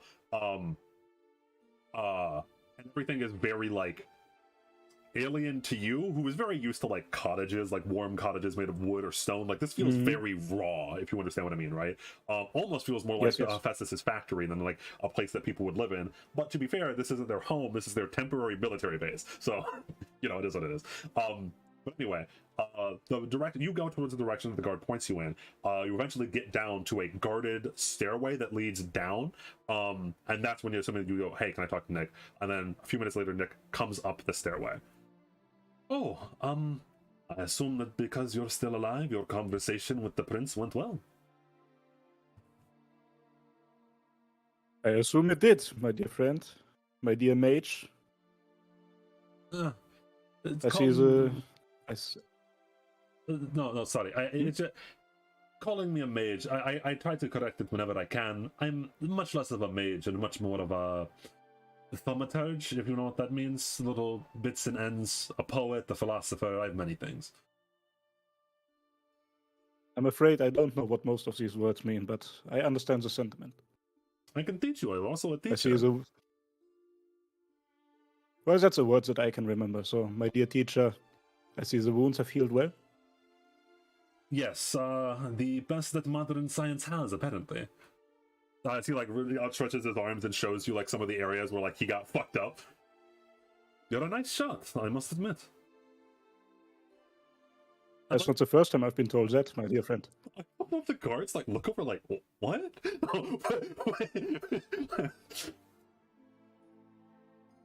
But all water under the bridge. I was gonna say the same thing on my part. I need you to understand that what happened that day, it obviously was not a personal grudge of me against you, and not even against the glorious empire of Ishvalda. It was just that me personally, I had an active interest in nobody touching the gate hidden down below these lands. Trust me, I understand. I'm messing with things that I do not really understand. So he just, I understand that I'm messing with things I don't understand. Well, you fit right in with most of the people that have arrived in Musuzema recently. That being said, dear teacher, I am very much looking forward to our little trip. I guess I just got the memo about that. I did not know if you were coming or not. We are going to hunt down a god or something like that? Something along the lines of that, I'm afraid so. He smiles a little bit. And then he like puts his hand on your shoulder and like goes to guide you down the stairs, and one of the guards puts a hand on Nick's shoulder. We were authorized. He's not authorized. No one can. Come on. Who do you think I'm like basically his right hand man. If Raul Aria wants to fucking cut off my head because I invited a friend down here, then you can cut off my head. It's very nonchalant, and then he like pushes his way past, leading you down the stairs. And the guard like looks at him like, Dio, I want to take a millisecond to roll intent on that. The fact that he just like randomly started to shove me down the staircase is like, okay, cool. You can, yeah. It would be perception. Yeah, I have 25. It seems like he is. How do I describe this? It seems like he was in the middle of something, and you can kind of tell that by like he has like bits of like grease on his hands, on his gloves that he's wearing. He's got kind of dirty. It looks like he was working on something, and he's kind of like in a hurry to get back to it, whatever he was doing. Well, I hope you are not trying to feed me to some sort of experiment down there, my dear teacher. Like he raises an eyebrow and looks over at you, and like he looks you up and down. No. Even if I would, you would not be enough for a slight snack, so no. Very unironically, that is relieving. I hope that would be.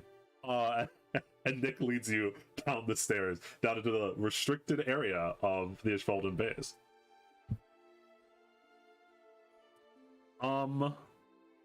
As you're going down, you pass through what feels like a barrier of sorts. And you're walking down the stairs, and as you get to some point, you pass through it, and you can like feel like the magic shift. And as you do, you feel inside of your mind a very like quiet or even like staticky connection to Ryder. Like, can you hear like your connection is being cut off a little bit? I understand. Do you continue down? If or? I get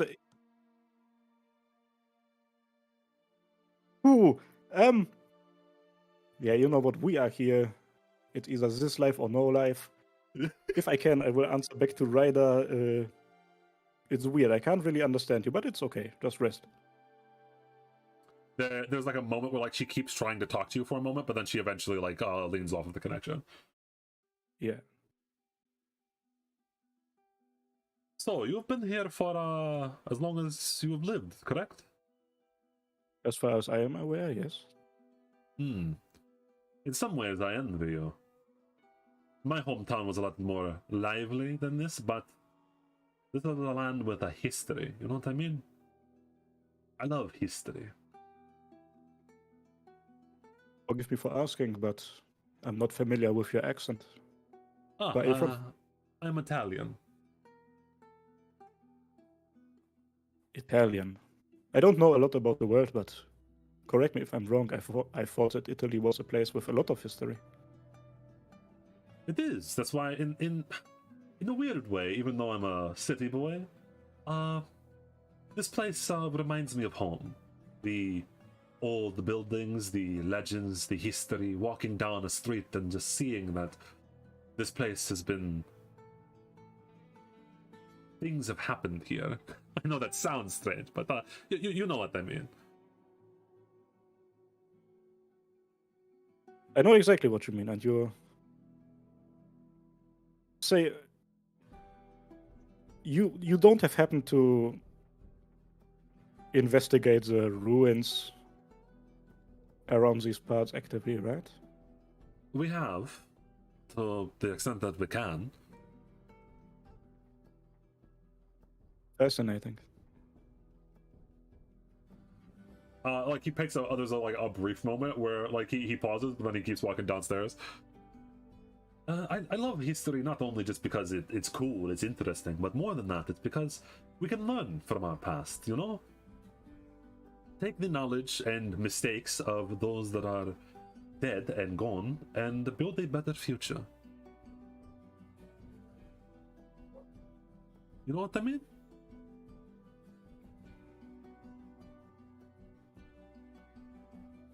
I'm afraid I do, but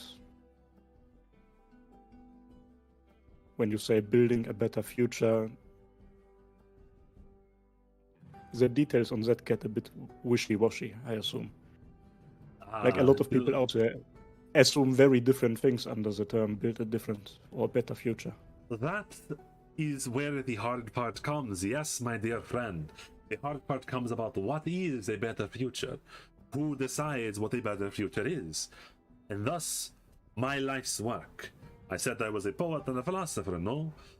You might not know this, but I'm not Ishvaldan. I did not come here with the Ishvaldans. I came here for my own purposes to this land. And throughout all of my travels and histories, I have been something of a... How do I describe this? I have used my talents to help leaders. And he's like, he's continuously walking down the stairs. And he reaches into his pocket, into like his his coat pocket, and pulls out like a book and starts writing stuff down. And you can't I think I'm almost positive you don't know Italian, so you don't know what he's writing down. Correct. Yes. Yeah, it's just gibberish to you. Of course. Yeah. Does he happen to be an elvish woman No. writing down an elf? The reason for this is very simple. As you'd said, who decides what is a better world? Is it the scientist? No, they don't have power, they have science. It's not even the poets. The poets and artists can inspire the mind, but books can be burned and paintings can be torn. It is leaders. It is kings, queens, princesses, and princes. Those are the ones that will actually build the better world. And so, it is the philosopher's goal to instruct these kings and queens. That is what I have always done. So you have centered your entire life goals around the idea of submitting to another person? Submitting is a strong word. I have never a true servant to anyone. As I said, my friend, I am a philosopher. I choose who I, quote-unquote, serve.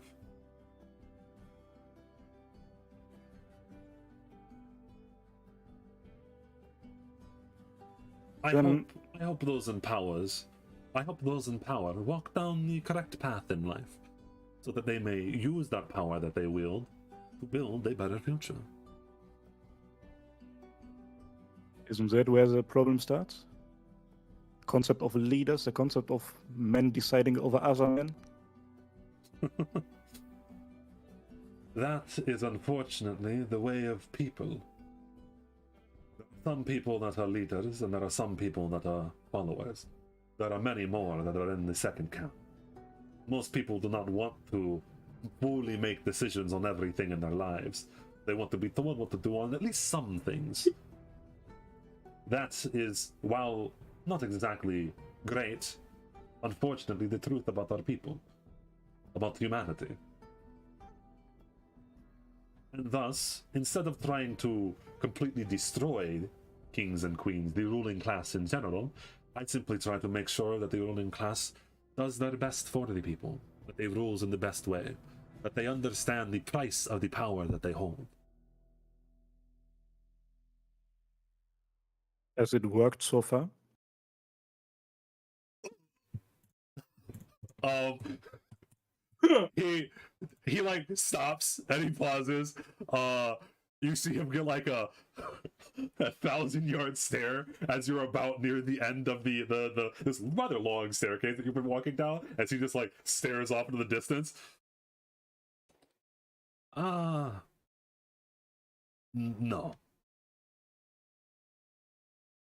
I did not mean to offend you by any means, teacher. No, you did not But offend if you ask me. me questions, then It's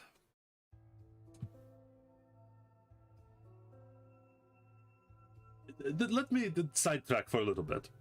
My favorite word out of everything, every word in existence, is the word ironia, or in English, irony.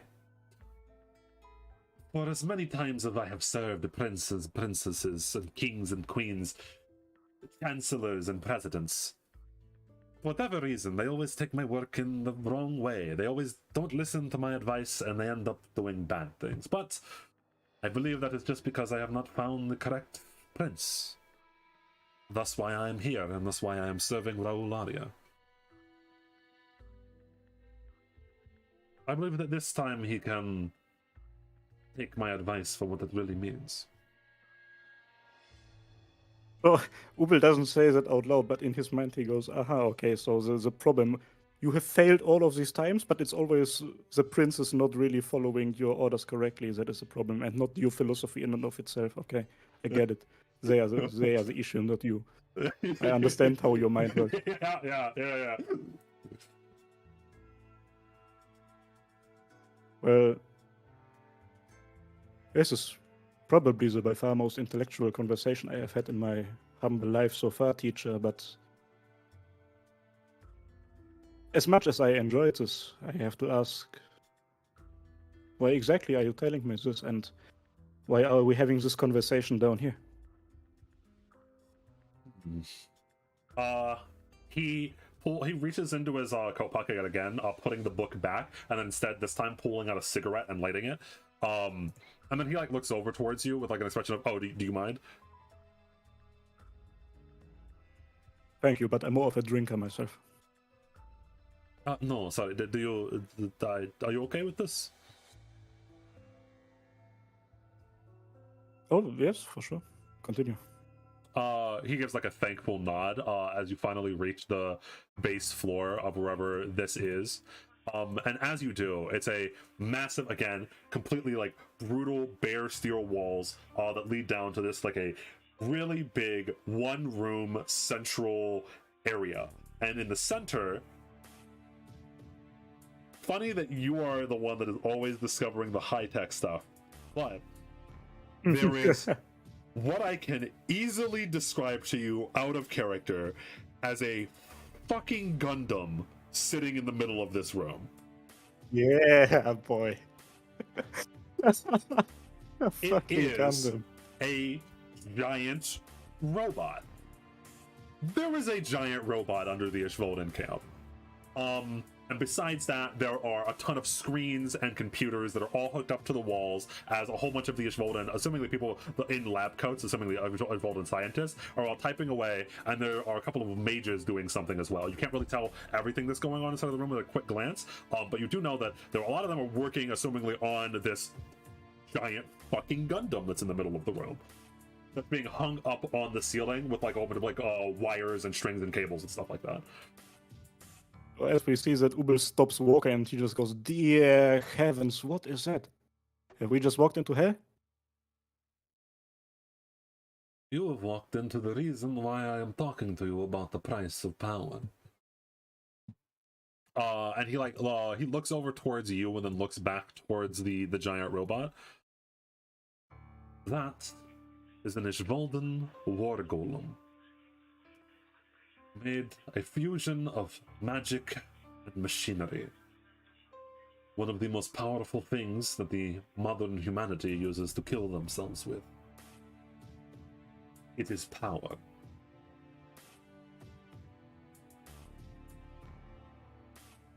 I will not claim to know everything that is going on inside of this country with the ley line and the Grail War and everything else that's going on, but that, and he points over towards the giant machine.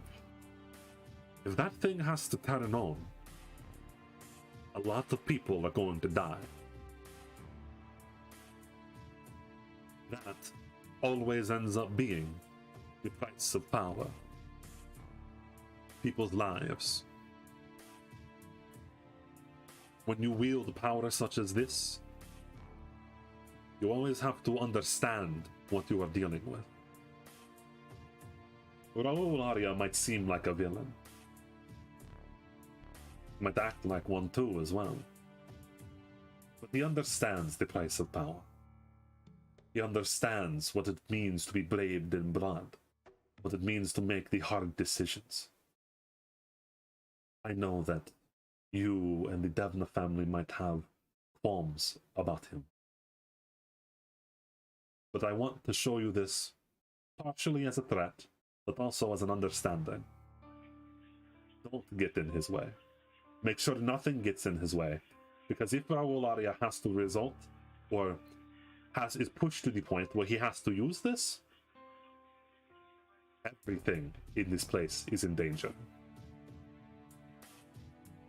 If it's meant as a threat, then it worked on me. But I will ask. Why is this effort? I am not even gonna try to understand how this colossal thing has entered Musuzeme without anybody noticing. But it's also... what for? He could probably wipe out everybody in this region by himself, let alone with the army he has here. Well, forgive me my words, this shit is overkill. He did not bring it here for you.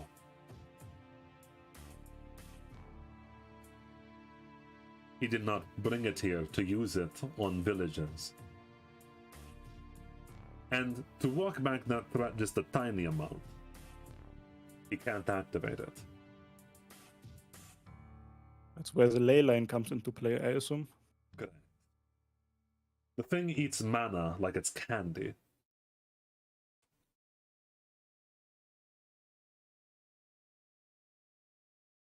So the Ishvaldan's plan is literally to turn Musuzeme into a feeding station for its next war machine.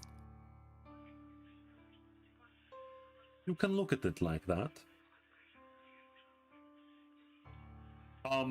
Nick pauses as if he looks over at you for a moment, like he really wants to say something. Like he taps his foot onto the ground a little bit, thinking about something. It is not my place to tell you why the prince is doing everything that he is doing, but I will instead just ask you a few questions and you can think it over. Why? I'm all in. Why would Raul Arya go so far when he has all of this military might with him as to not just march down and eat every amount of mana that he needed from the ley line immediately? You know exactly what he was trying to power now, and if he got the mana from the ley line, nothing could stop him. I don't know how strong a servant is, but that thing could probably kill one, or two, or three.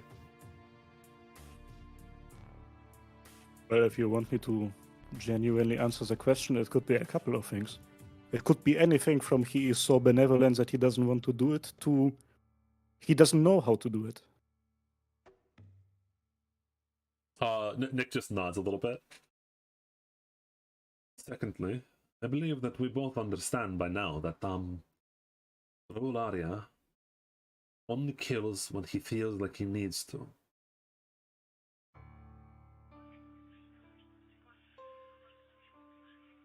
Why would a man known as the Butcher, a man that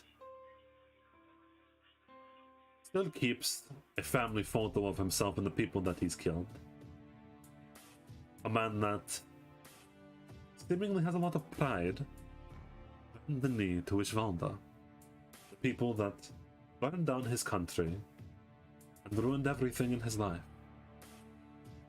Why? For what reason?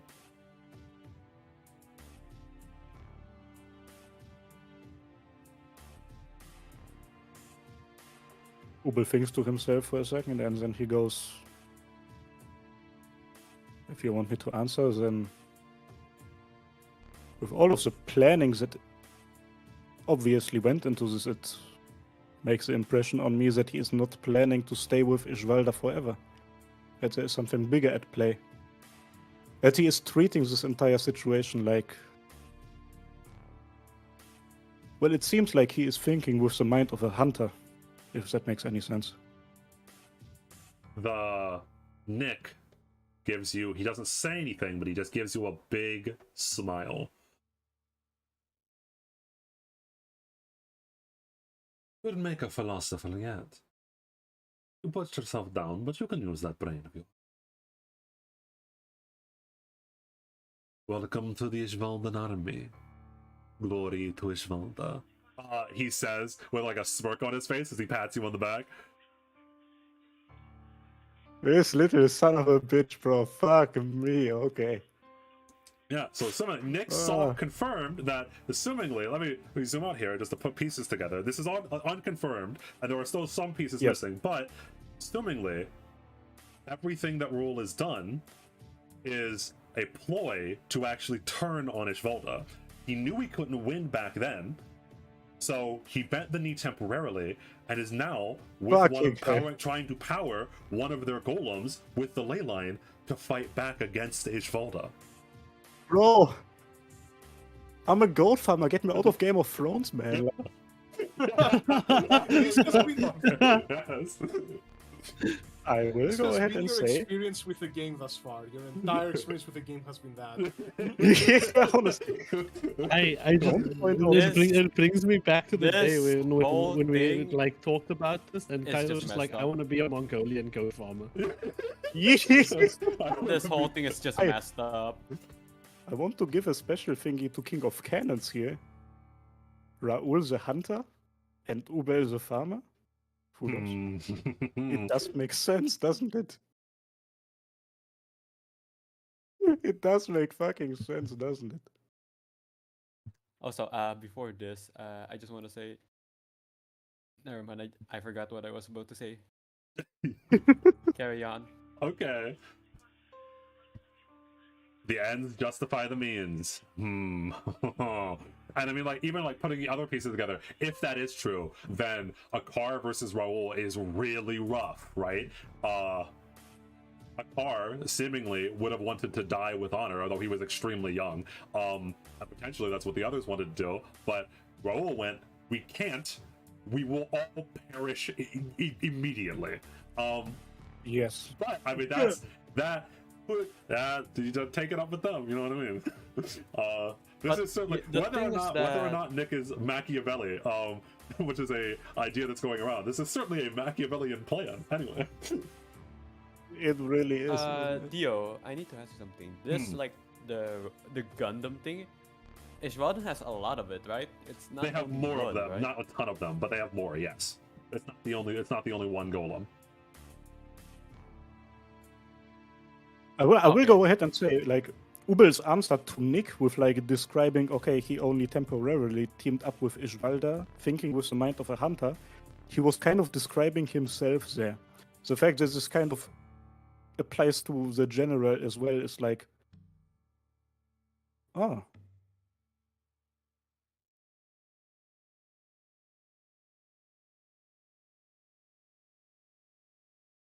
I show all of this to you because I think that you are quite similar to Mr. Arya. How do you think? Mr. Arya does not have a lot of truly loyal or even friends. I hope that you can understand our point of view in all of this. I won't ask you to exactly go to war with us, but I will ask you to understand and help us here.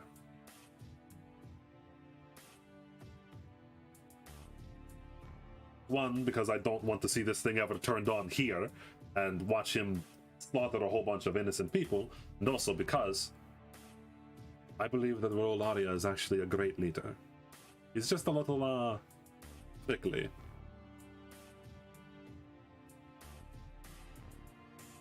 Well, I'm afraid that no matter what my thoughts on all of this is, right now I'm not really in the position to choose who I help, do I? You are friends with Elizabeth Blair, no? And she is going around attacking a whole bunch of people. She is very powerful.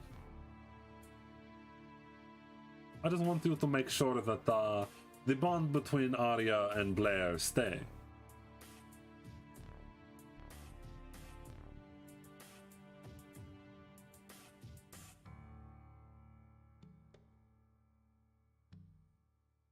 Well,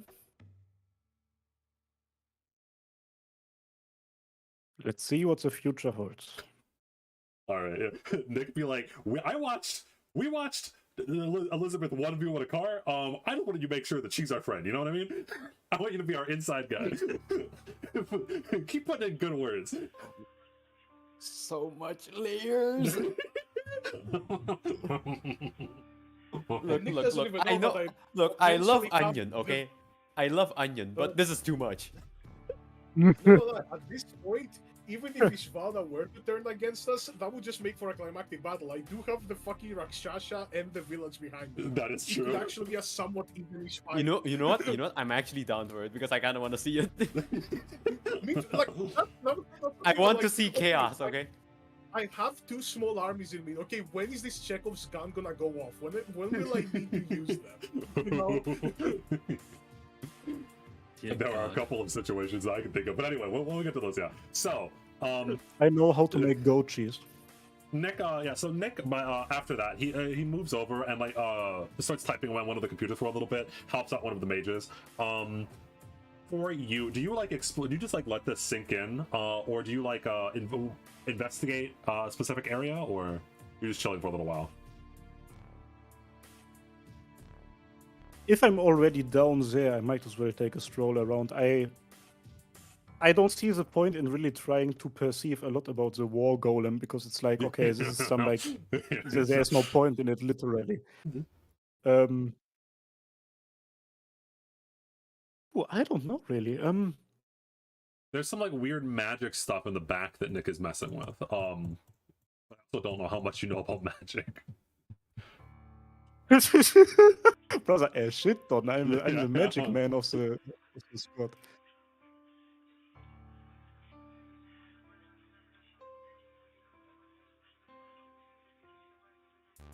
Oh, I am actually like the most useless party member to be in this spot because I don't know. You are. You can just chill around for a little while.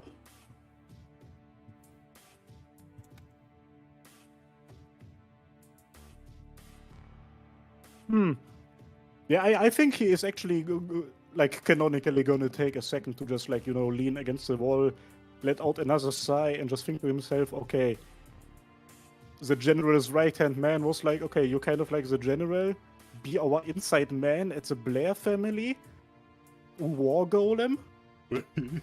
Yeah, give me a second. War Golem? War golem? Okay, this might be out of context, but how high is the percentage for the village you just like burn at the end of this all? Like everything Hopefully just not burns. of it. Eventually. We have a golem. Yeah. We have a golem, and like one crazy lady has an army. Correct. Eventually, Nick walks over to you after he's done messing with like this weird magical orb, that actually kind of looks like the orb that Hephaestus had on his bracelet, but much bigger. Although there are differences, but you can't really tell because you're. But anyway, Yes. Nick walks over towards you. Well, it seems that our glorious leader is ready to go. Yes, a few leads here and there. You ready?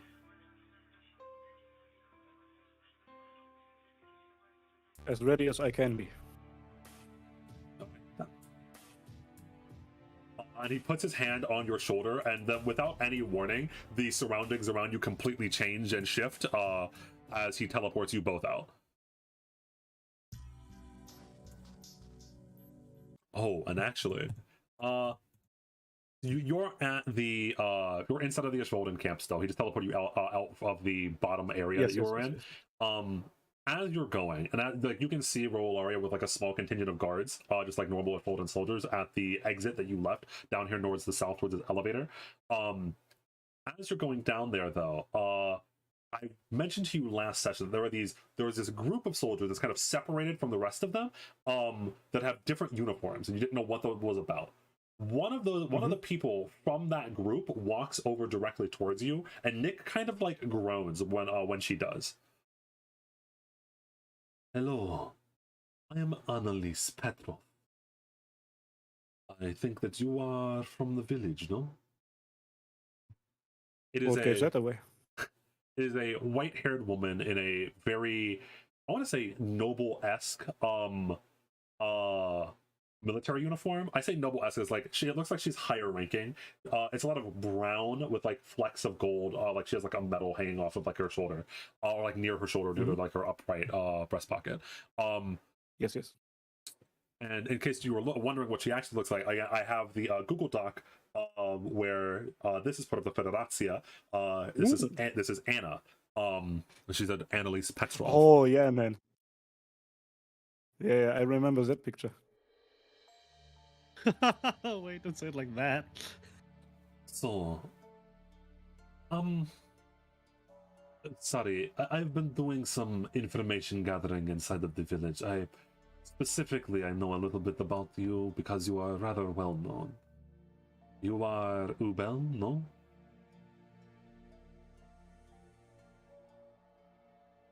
At this point, it depends on who wants to know that. I'm part of the Petrov family, one of the noble families of the Federazia. I only wish to talk to you briefly about, a girl. And Nick sighs a little bit. I understand that we all have things that we want to talk to about Annalise, but Raul has ordered that we should go now. We are hunting down a man of steel. Anna narrows her eyes a little bit at Nick and then looks over back towards you. Hunting? It just so happens that me and my brothers are a big fan of hunting. Alex, she like turns around, and I'll put both of their tokens down.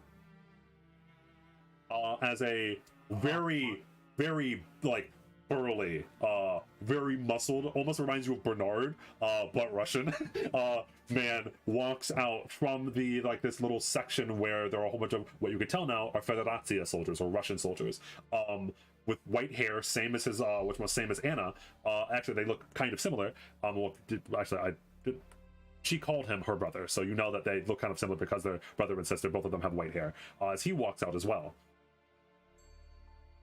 We could help you along with this hunt. I've never hunted a man of steel before, but it cannot be that more dangerous than the mutated bears.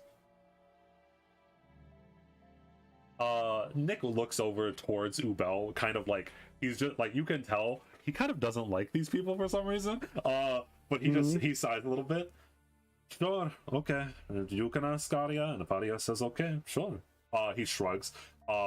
As Nick goes to walk off towards Raul. It is a pleasure meeting you. Pleasure is on my side. And if you want to talk about girls, well, that's probably the topic I know the most about. No one told me you were great at jokes.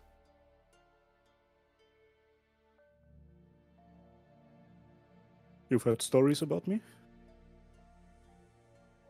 We have hired a couple of people to investigate the village because we are looking for someone.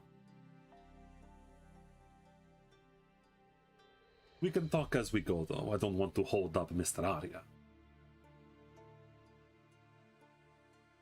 Ma, it's gonna be a pleasure to have a chat with you on the way. She nods. She's very cordial. You can tell that there's like she's holding it like a little bit back. You kind of met these kind of people before where like she hasn't shown you her true self yet, but she is rather cordial, very polite. Alex, on the other hand, is just like standing there silently looking down at you. This dude's tall, by the way. This dude's like 6'4", and built like a brick house. Yeah, Ubel looks at him and he goes, "Don't worry, big man. I'm not gonna steal her." You can have her if you want. I would be careful though. And Anna like her eyes snap up towards Alex, and he smiles as he walks off.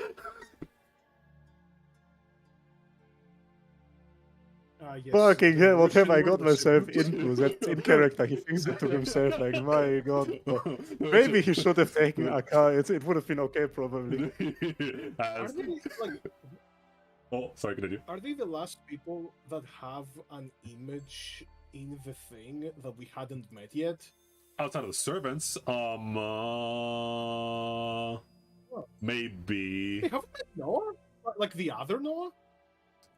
No, you haven't met the other Noah because every time that the other Noah could show up, the other Noah was talked to by an NPC. Like James talked to him, and then I think someone else talked to him. So yeah, but Noah's been mentioned a lot. The other Noah has been mentioned a lot. He's a researcher in the village. He'll probably be showing up later. Yeah. One day. One of the last one ones. day. There are like a Last couple of time them. we thought One we day matched. we're gonna have the Spider-Man meme.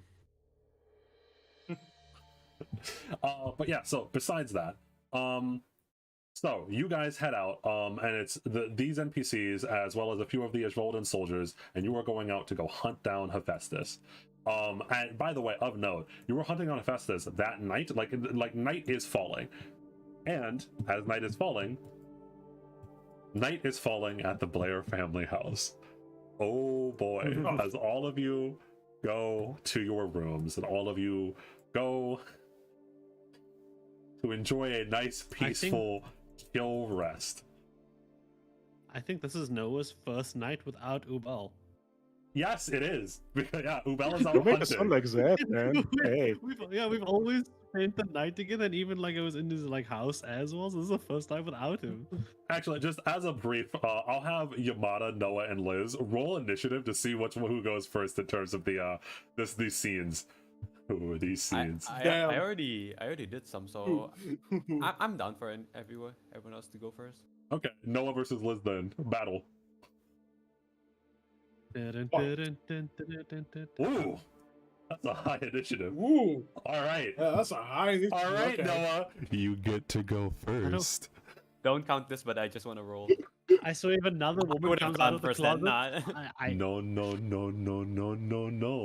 So Noah, you go back to your room, and waiting outside of your room is a friend of yours that you may, with all of the wild stuff that's been happening, you may have forgotten that he was even here, because the last time that you saw him, he was running off screaming as Fred is sitting right in front of your door.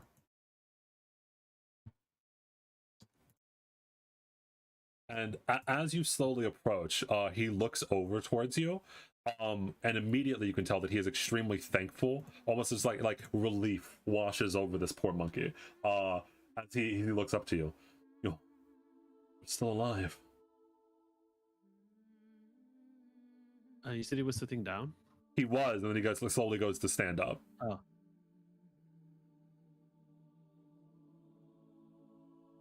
Yeah. Glad you are too. But then, this is something that hasn't been brought up until now, because there's been so much that has happened. Assumingly, as you go to like walk towards Fred and reunite with another person who was lost to you, well, not dead, but now James and Fred, they're all here. Fred looks around, and then he looks up at you. Where's Honey? Oh.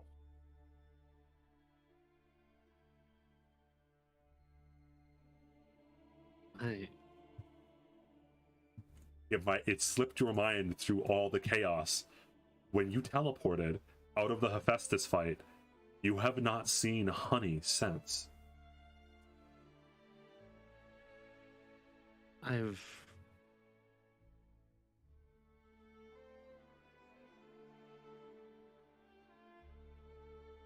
She's with Hephaestus. What? But it didn't. And I don't know if that either means they're both gone or if they're both still okay. that pillar of fire that we all saw, that was Hephaestus, right? I've seen that. I've seen that before. We managed to get out in time, and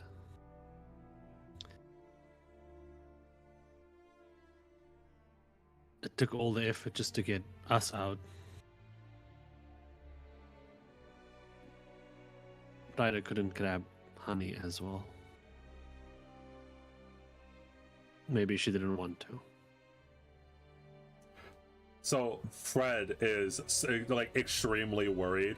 He like paces back and forth around the hallway a little bit, and you can see. Actually, Noah, roll me Arcana. No, it wouldn't be Arcana. It'd be Occultism. Roll me Occultism.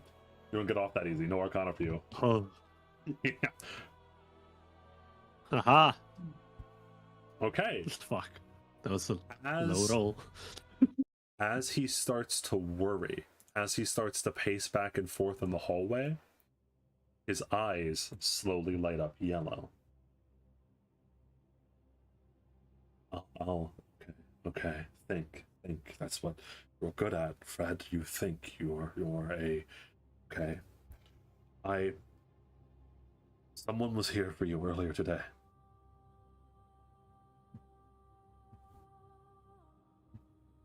For you or for me? For you.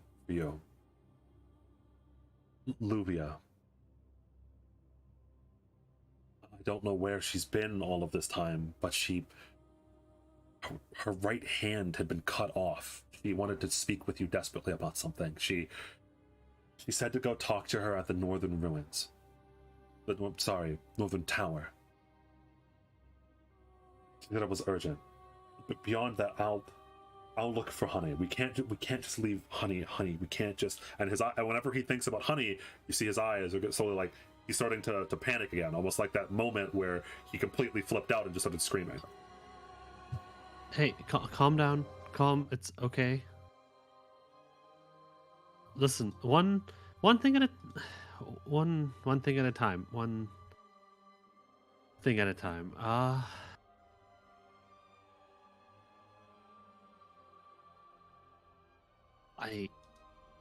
So Luvia was hurt?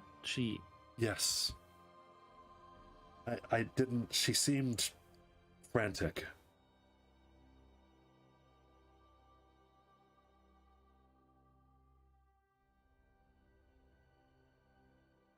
And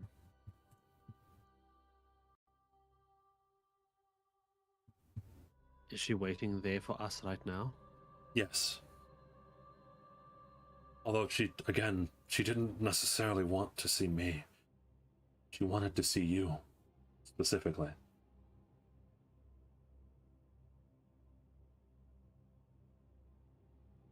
But did she specify, come on your own, no cops or anything? No, she didn't say that you should come alone.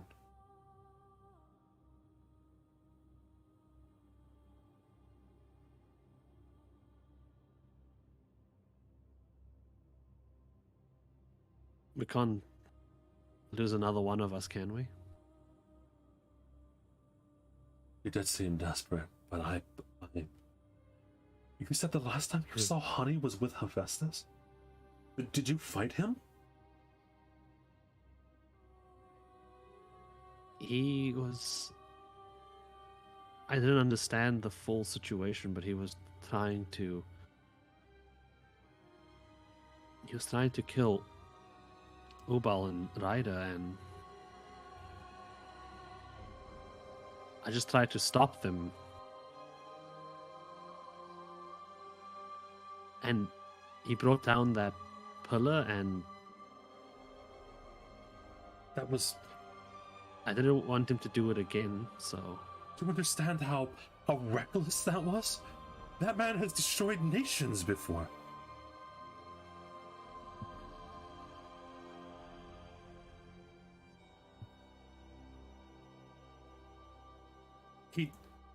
I'm sorry. He got away though, didn't he? You didn't kill him. There's no way. I don't know. Fuck, shit. This is not good. This is so Festus is our enemy and he has honey. Okay.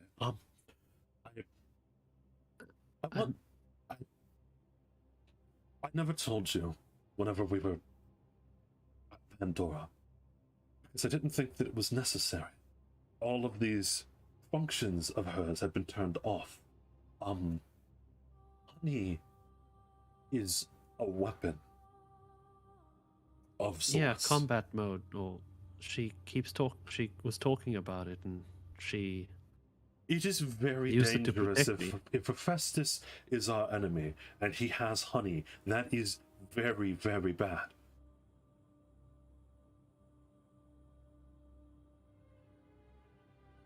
I don't know if he has. I don't know if either of them made it. I don't know if one of them made it and the other didn't. All right. We're not in the worst situation yet. Maybe he's just dead. Maybe he's just dead. I'll go down to the outpost and I'll look up some data on the manor in this realm. I'll work on the honey situation. You help Luvia, all right? How? I don't even know I barely know my way around here. It's the most northern tower. I believe in you. You have a servant, no?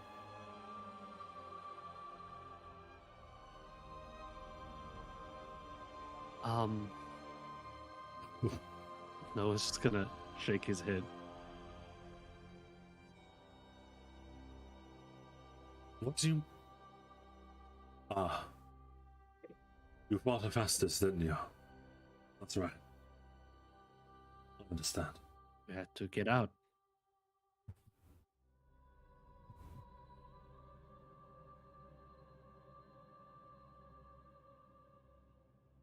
Perhaps ask someone from... Maybe I can... From the manor, then.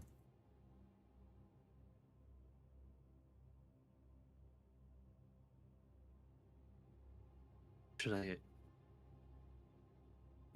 I take James? I don't know. Sure. He is a decent mage and he knows his way around.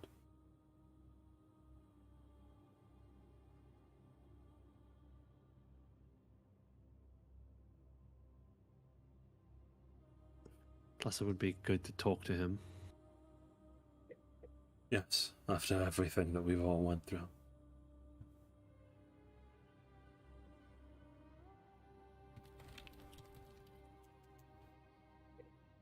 Okay. 2 magic men in the middle of the night. Sounds fine. All right. And so, assumingly, I love the one person cock-blocked from a good night's sleep as Noah walks and doesn't even get inside of his bedroom before he's sent on a side quest. On to the next person, Elizabeth. James, it's time for us to reignite that friendship. Elizabeth. Risu, before everything goes down, I am not responsible for whatever Fred is going to do. I'm not responsible, I repeat. Yeah, I'm not sure, responsible buddy. for everything that Rocco's doing. I'm not responsible for it. So, that describes one of them. So, the second one. Elizabeth, you actually get inside of your room. Unlike Noah did. boy. You get inside of your room and you had like a little bit of time as you're walking to your room to like reflect on everything that had happened with your mother. The fact that she's back, the fact that she said that she had gone to the monastery and that she was checking to see if it was the same as before. That none of that makes sense, but you know, it's fine. She is back. She is back. Yeah. And That's all that matters. yes, she is proud of you, and that was the first time in a long time that someone else has actually affirmed that everything you're doing is good. That you're not just a psychopath that is fucking walking around murdering people. Yes, and you finally Just some fucking weirdo. yeah, so you sit down onto your bed as you're finally beginning to unwind. Yo. An unfamiliar voice calls out to you from your corner of your room. Oh. Which sends you on high alert because you suddenly have a lot of magical wards all over the place here. Yep. if you look over into the corner of your room, no one is there. However, there are shadowy tendrils that are almost like a spider's web crawling across like your wall and the floor, and eventually the shadows form upwards into the shape of a woman. Howdy. Came here to talk to you about something, Madam Blair. Oh? Who do I have the pleasure of talking to, then? The name is Jane Doe. I'm working with the United States military. We've been interested in the going-ons here.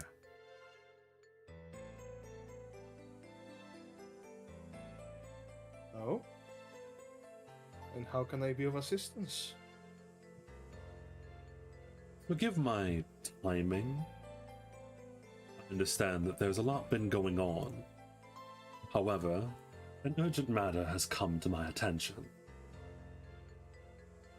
After sneaking around this entire area, I've managed to pick up a lot of information. Information on allies, on locations, on enemies. And she narrows her eyes a little bit as she's staring at you. And she's not hostile, but there is like this weird edge to her in general. Actually, you can roll me an occultism. Ooh. You can sense that this woman is a demon. Ah, I see.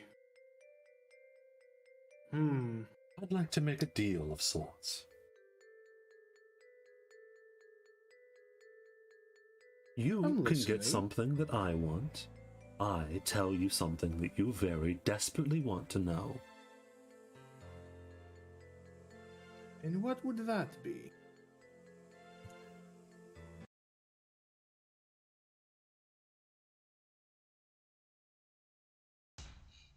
I will tell you the location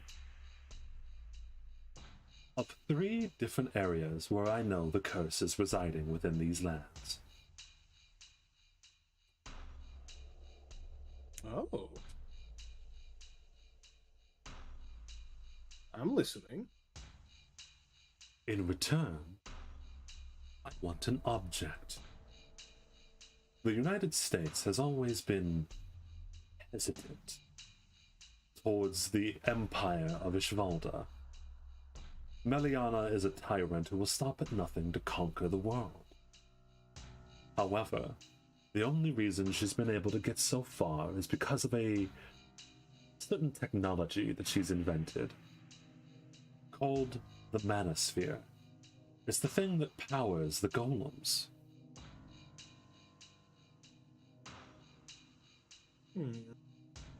I have information, or rumors, so to say, that one such golem, and one such manosphere, are here inside of Musuzeme. You are an ally of Raul, Aria, or at least a tenuous one. Try to keep my relationship good enough so that he doesn't kill me, yes. I want you to steal the manosphere. I hope you listened to what I just talked about. No one knows. No one needs to know it had to be you. Or at the very least, you could try to bargain for it. All that the United States cares about is that such technology gets within the right hands.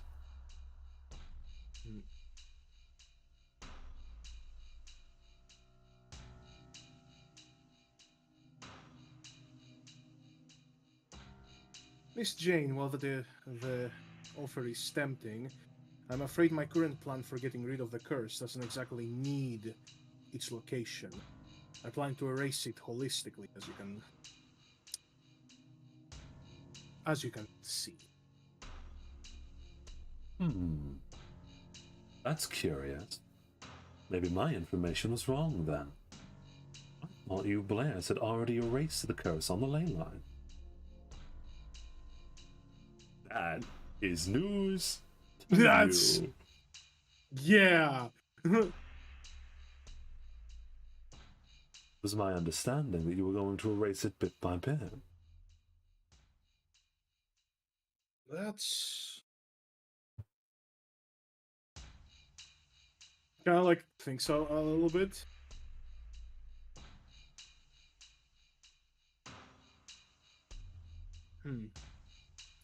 Curious. Forgive me for my imperfect information. Yes. Although I will be honest, if you want me to bargain for the mana, I suppose doing it yourself would prove rather tricky considering the relationship between America and his father. Correct. And while I would love to sneak in and steal it, there are very powerful magical wards on that area. More powerful than the ones that you put up around your manor. A very strong mage seems to be within their midst. Yes. To that extent, I do think I wouldn't have any better luck than you would, of course. I am a combat mage. That's my specialty. Perhaps. And however, it has also come to my attention that just around now, she her head looks away and then looks back to you. Raul, Arya, Nick, and even some of the Federazia have just detached and are all leaving on some kind of hunt. oh. Well, thank you for that information. I think I need to be going now. Yes, and Jane just smiles to you. I'm glad the U.S. military complex could be of use to you. I hope that you remember us in the future. Jane says as she slinks back into the shadows. Well, looks like Maria or Archer won't be going anywhere. They're coming with me. Alright, there goes Liz on her side quest. I know, I knew it. I had a fucking feeling. What a chill session. And then lastly, Yamada. Looks like they're doing what? Okay, what is it, mine? So, What is mine? Come on. you, and you can vaguely feel, so assumingly you get back and you're just like meditating, you actually get the longest amount of time to just chill. Honestly, Yamada right now is probably not meditating, he's probably just like thinking. Like reflecting on like everything he has went through today. Yeah. So? Yeah, as you're reflecting on the day and everything that has gone on, you hear a knock at your window. Yamada is startled. That's what you call it. He's gonna look at the window. Is there anyone? For a moment, you don't see anyone, but then out of the corner of the window, like directly to the right, Ling like jump scares you as he pops around. Hey. I thought you're dead. Trust me, I've been close. So what's the outside world looks like? Cold as always. So, what's up? And Ling, actually, you might have rolled me perception. Wait, I just realized something. How the fuck does he know I'm here?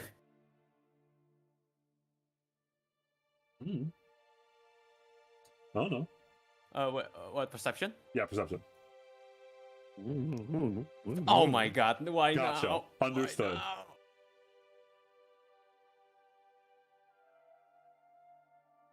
Why now?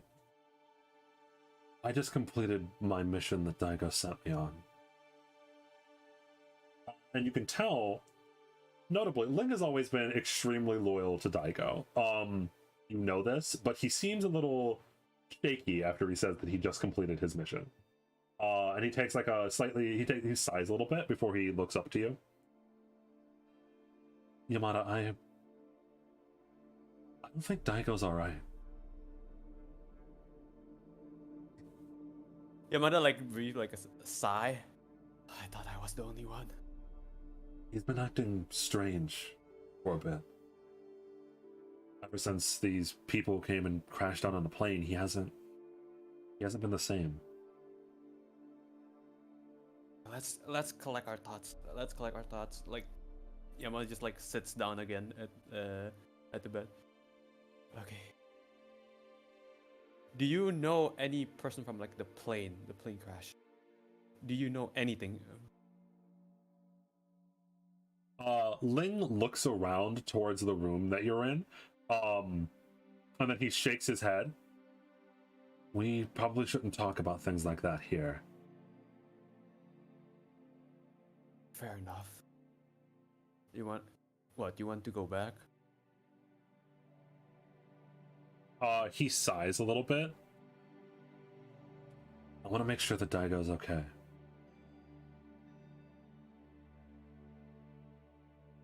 But be careful though. I'm not sure it's him. Just be on your toes. You're not coming with me? Oh, I'm coming with you. I'm just telling you that. Okay. Something is up with him. Ling nods, and then rather abruptly is like, all right, let's go. Assuming as you hop out the window. Yeah. Yep. Is the moon out right now? Yes, it is. Quick question. I don't know why that After was like jumping out, but like yeah, Yamada just like looks at the moon again for a bit before like leaving. There was a strange man, if you can call him that came to the monastery earlier today. Does he have a cane? Link furrows his brow as he looks at you. Yeah, I don't know how you knew that, although I couldn't really tell if it was a he or not. It was an android. So you were there. Yeah. What happened? What happened? Daigo looked extremely offended. They argued for a little bit, but then they went into his room. About 20 minutes later, the android walked out.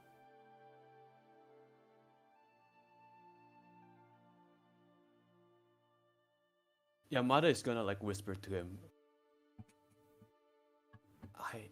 I have this thing where like I can communicate with Daigo, the stone, and I listened to when he died.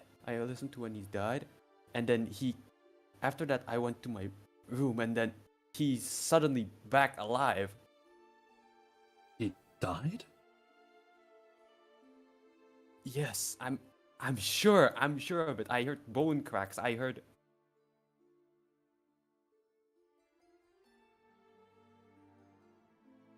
Look, whatever happens, when we go there, just something is off with Daigo. Something is definitely off.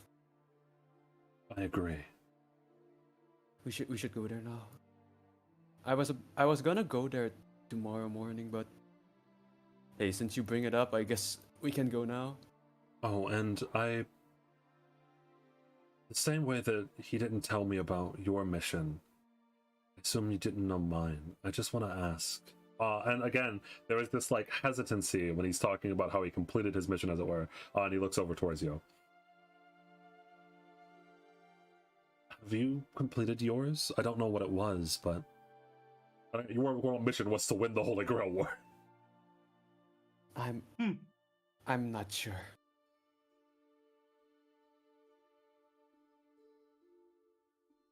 How about you?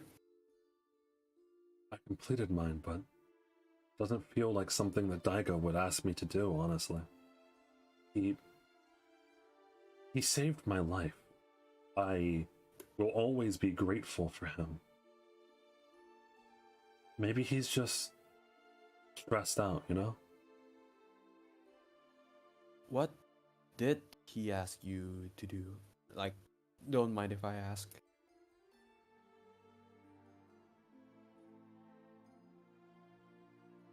Oh no. Oh no.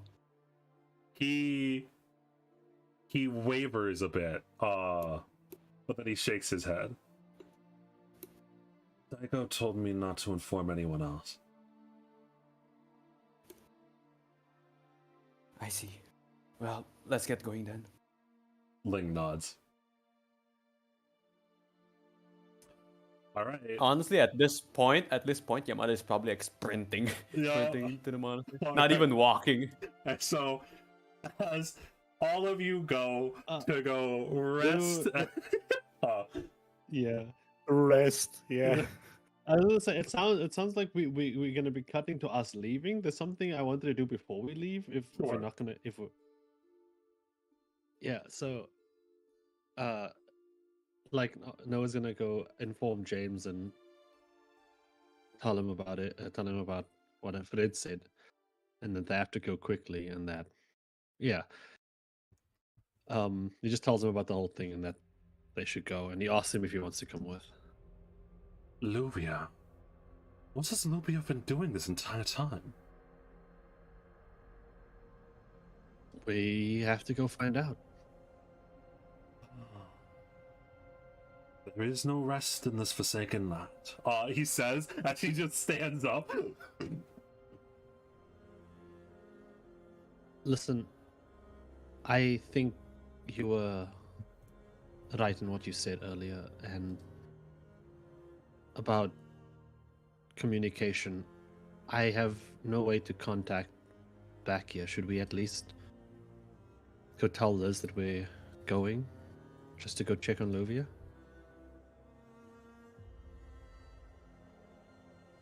I'll inform Liz. I'll find a way.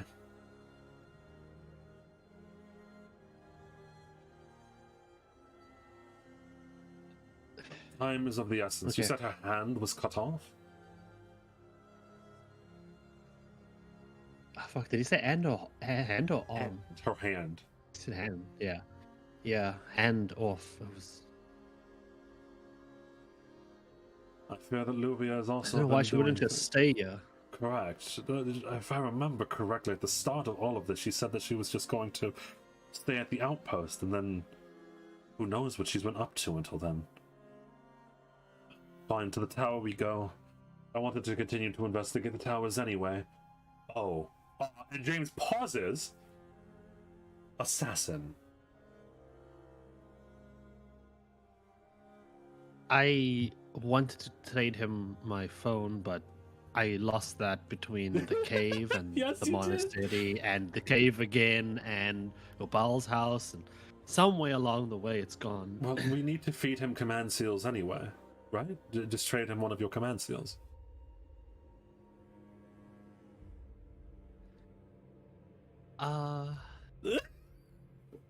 It's okay.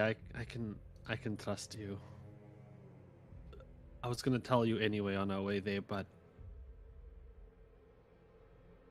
I had to use them when Hephaestus tried to kill us. James slowly closes his eyes, takes a deep breath. Right. We will find payment for Assassin's Toll in some other way then.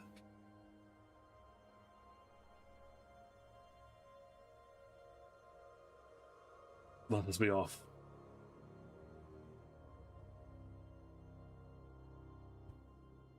Okay. Away we go. You have the payment for the toll, right? Right? We're going to the tower, the thing that we know Assassin is guarding, right? We can just we give him a command seal, everything works out, right?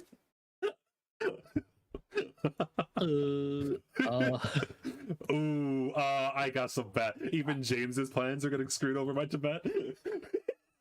I love how like everything is everyone is like working on something. Yo, they go. And speaking of, so Everyone's like on a mad dash right now. Wait, I really Kaiser. love that random skeleton posting selfies from Noah's account. Yeah. Just uploading to the cloud, bro. Kaiser, back to you. So, you are out on a hunt with some very powerful people. In fact, as you're going by, I mentioned that there were a whole bunch of these soldiers as well, the Ishvolden soldiers. However, as you are going up, and you are moving up, notably, at first you go down, you're around in like this area over here, right? In this valley between the monastery and the camp. And Raul is giving constant orders. You can see he doesn't actually like need to talk to them much. He puts his hand up to his ear, or like right behind his ear, I should note. And then the soldiers go off in pairs in different directions, as if they're fanning out to go hunt for something. And as a hunter who has whatchamacallit, hunted in these woods before, you can tell that Raul is very skilled at like, even without being able to see where all of the people are, he's like sending people out to fan out in a wide circle area so that they can capture anything that whatchamacallit that comes through, right? Like he's got some decently good tactics, even though he doesn't know the land as well.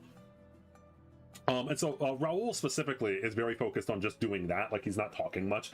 He's just like commanding his soldiers, and they're like reporting back to him and whatnot. But Alex, well, not Alex, because I doesn't talk that much. But like Anna, Nick, and you have been like chatting a little bit, assumingly, or at the very least, Anna and Nick have been chatting.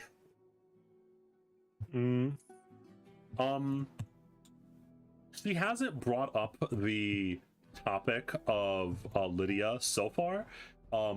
However, as you're like walking through, and like maybe you're startled by like there's like an elk that like pops out and everyone freaks out. Everyone just want to raise their guns. The elk just looks at you guys and then trods off. Anna finally, as Raul is giving orders, like everyone call off, everyone false alarm. Anna looks over towards you. Well, I believe that we could cut to the chase then. I think that you know what the Federatia is looking for by now. The person we hired, the fake fucking detective, has not been doing that great of a job at hiding that fact, or so I've heard. Yeah, now that you bring him up, I am afraid I know exactly what you are looking for. Yes. She like it does like she's like kind of exasperated, kind of like almost tired or fatigued. As she puts one of her hands on her hips and then looks over towards you. I will be blunt. We probably went about this the wrong way. We probably should not have hired this Ishan. I just knew that if she saw our faces, she would run. I know that sounds bad, but allow me to explain our situation a bit more. Raul walks off like a little bit, as he's like again commanding all of it. He doesn't like walk out of sight or anything, but like he's like again, it's night by now. Like the sky is pretty dark. The only light is the moonlight and like maybe the like the flashlights that some of these soldiers are walking through. As you're walking through the snow-covered forest. As Anna looks over towards you, walks over towards you specifically as she pulls out something from her pocket. It's just a piece of paper, so not hostile or anything. As I mentioned, Ubel looks at her and as I mentioned to you before, my name is Annalise Petrov, from the Petrov family of the Federatia.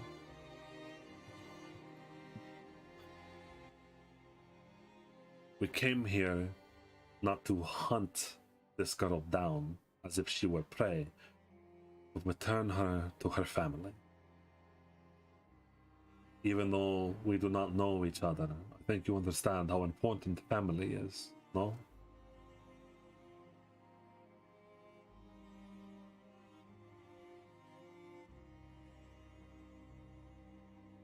well, you hit the right spot with that statement, but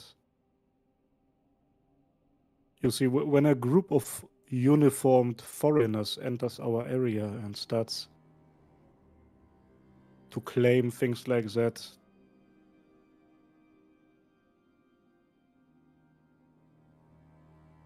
as pretty as you are, Miss Annalise, I don't see the point in helping you.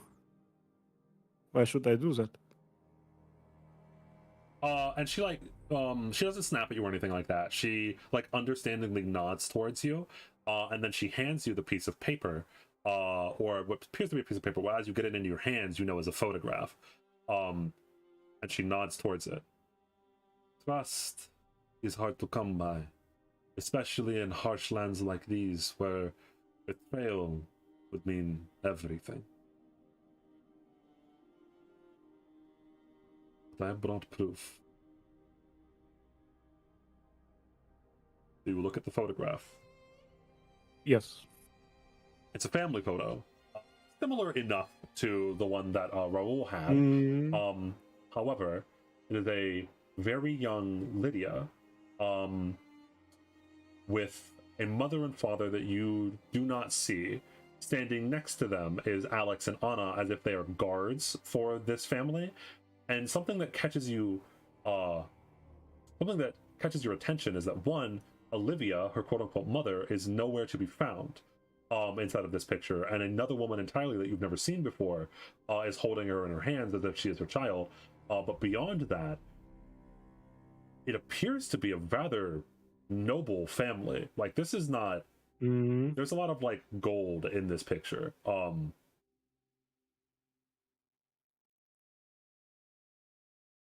The woman you know as Olivia is a mercenary that was hired to protect the royal family. She stole Lydia from a young age from her parents.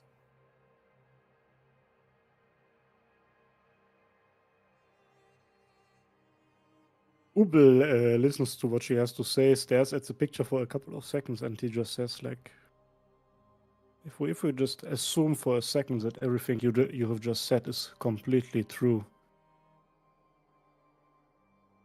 even then, if Lydia has not made the active decision to try and reach out or return to her real, and he does like quotation marks with his fingers, family, then that is her decision. Did a child truly make such a decision? Olivia took her when she was too young to understand what was even happening. She thinks that Olivia is her mother. When we tried to get her back, she fought against us because she thought that we were the kidnappers.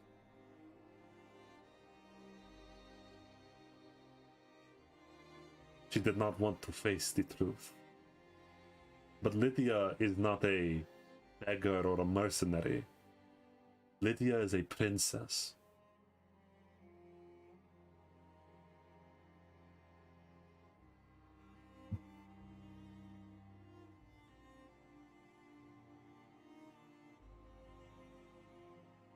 I assume that is the main reason for why you want to return her to your place of origin, because of her being a princess?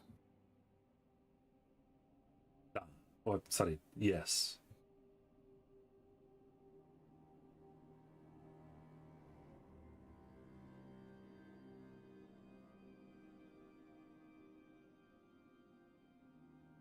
If you have nothing against it, miss, then I would like to hold on to that picture for her sometime. That is okay. Nick speaks up, who has been kind of like just watching this interaction. There's not exactly a point in trying to force someone who does not want to be a leader to be a leader. Leaders are not born. Leaders are made. The Federatia, with all due respect, Mr. Nick, is in a very precarious situation. Many of the noble families of old are grabbing for power as minor gates are opening all over the countryside of Russia. If there is not a strong leader with good ties and good blood, then there will be much more blood spilled in the country. The Federatia holds itself together for now, but it is on the verge of breaking down. I think you understand the importance of a leader. I understand the importance of a leader that understands the price of power, not a leader who is thrust upon such a thing. If one does not want to lead, if one does not understand what it takes to lead, and Nick briefly looks over towards you, Ubel, and then looks back to Anna, forcing it will only destroy everything. I'm afraid I have to side with the teacher in that conversation. I firmly believe that nobody should be forced to do something just because of who they were born as. After all, if decisions were made before they were born, they can't be held accountable for those. Like the decision for a mercenary to steal you from your family and brainwash you into thinking that you are her mother? And that is why I'm not completely siding with the teacher here. If what you said is true, then I believe that Lydia deserves to know the full story, the full picture, and to then make a decision based on that. Anna nods. Thank you. We have to hire others to do this because any time that we ever get close to her, she runs away. They run away. Olivia is a very smart woman. She is crafty. We have been on the chase for a while, and we do not want to use force. We do not want to even risk endangering the heiress. Well, if you hire people and there is payment involved, then Correct. We hoped that Mr. Bakrov would be decent. He had a decent reputation, but that detective has done nothing but tell everyone that we are here. We're lucky that Lydia has not escaped by now.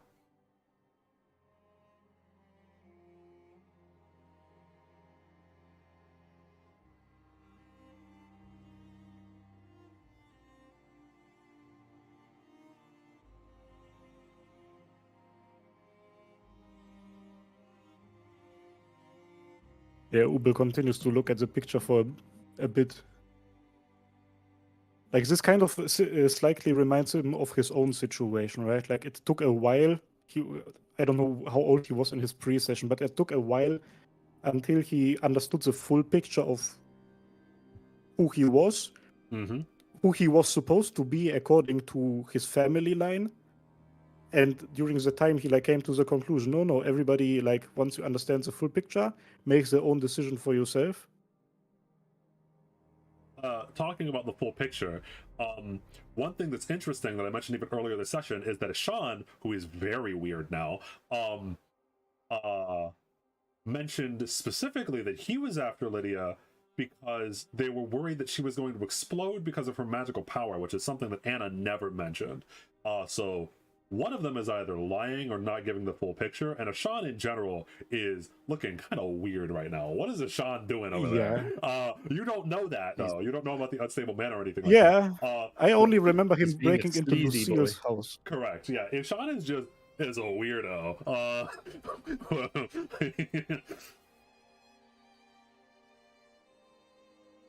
But anyway, as you continue to look down at the picture, Anna then whistles towards Alex, almost like a command that you don't understand. Like whistles and makes a hand motion. Now that that is off of my chest, I believe that we should give this hunt an actual go. Then, come, brother. Let's show them let's show these pups how to actually hunt. And she looks over towards the Ishvoldens, who are still trying to find whatever they're looking for as Alex and Anna start to walk off. As Alex and Anna walk off into the woods to go hunt down, whatchamacallit, Hephaestus, Nick looks over at you.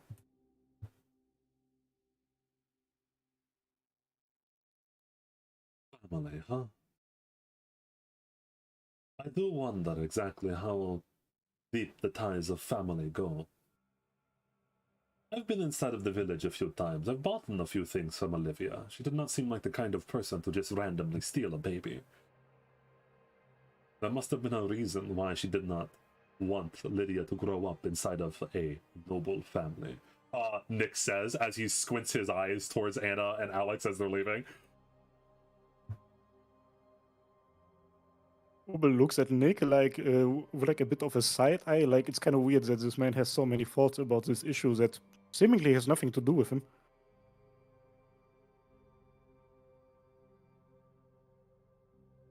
Forgive me if it came off as weird. They came to me before they came to you. They told me this story the same way they told you this story. And I gave them the same answer. A princess or prince should never be forced to take the throne. Doing such a thing would only lead to disaster for everyone. A prince is someone who grabs power by their own will. They need to want it. If they do not want it, everything goes to dust. And this time he actually looks over towards Raul Aria, his prince, as it were. Is this the only reason why you dislike them? Because their beliefs or actions go against your philosophy? Or is there something else? I am a philosopher. My philosophies are very important to me. Besides that, I just don't like her. I think she's kind of a bitch. Next says as he looks over towards you. I cannot lie to you, teacher, with a face like that. You are allowed to be a bitch. In fact, it would be most favorable. He smirks a little bit, and as that happens, Raul starts to get like a little bit angry, and start to like he barks orders inside of the inside of his like mic that he has behind his ear a little bit more, and Nick like furrows his brow a little bit. Is something the matter, my prince? He puts up a hand. What do you mean? No, to the north. There was a report from G Squad. Come in. Hello? Who is it? What? What is going on? You do anything? I am unarmed. I have no armor. I'm just kind of tagging along at the moment. By the way, sorry, they probably would have given you a gun by now. Okay, that's sweet. Not your gun, but you probably have whatchamacallit, like a standard issue rifle. Okay, perfect. Oh my god, Ishvalden gun. Yeah. Don't get too excited. It's just a gun. Yeah.